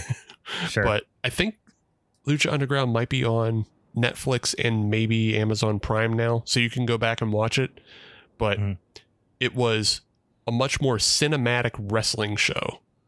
And they had like much like deeper storylines, and it was full of magic, and like it was a lot of luchador lore, but also little bit more what's the Mexican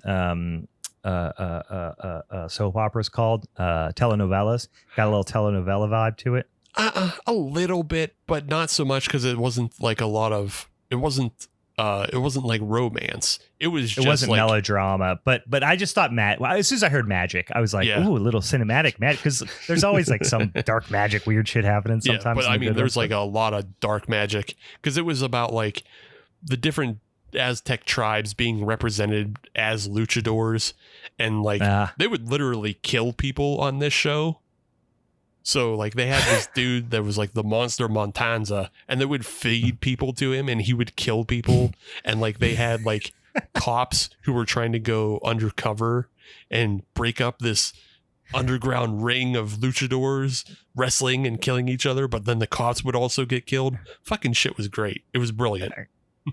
I mean, it's like that time when the Undertaker got like taken up to heaven. Remember that time? Yeah, it's exactly like that, except for like it sticks. Like it would stick on this show. They would kill like one dude and you would never see him again, and it was the best. Yeah. See, that's the thing, is something like that would happen in the old WWF days, and then it would just be like, nah, he's back, don't worry. Nah, he's fine. Like somebody's car would get flattened or whatever, and they were like, oh, he's dead. Oh, he's definitely dead. Nah, never mind, he's fine. Next day, next week, he's fine. He just has a neck brace on. He's good. Yeah. Yeah. Also, Rey Mysterio. Oh yeah, Rey Mysterio. He died too. Yeah. Well, no, he was on Lucha Underground, but he didn't die on there. No, didn't he? Wasn't there a storyline of him, or was it Rey Mysterio or this? But it's two masked people. Was it Ultimo Dragon? Wasn't there one where he was killed in the ring or something? Wasn't that a storyline at one point? That's not ringing any bells. Mixed up with somebody else. Maybe I'm getting mixed up with somebody else. Ultimo Dragon was my shit too, though. Dude, Ultimo Dragon fucking ruled. Hell yeah. Anyway, guys, that is our Wrasslin Showdown, boys and ghouls. And you know what? Maybe we'll even have a Wrasslin related punishment episode for next week. We'll see. It depends who wins.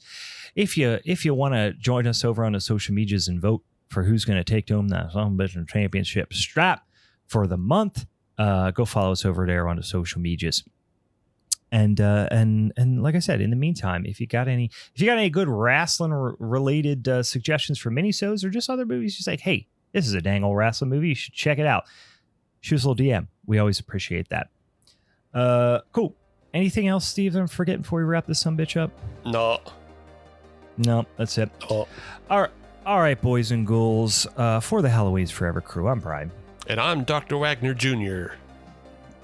All right, cool. All right, bye. Bye.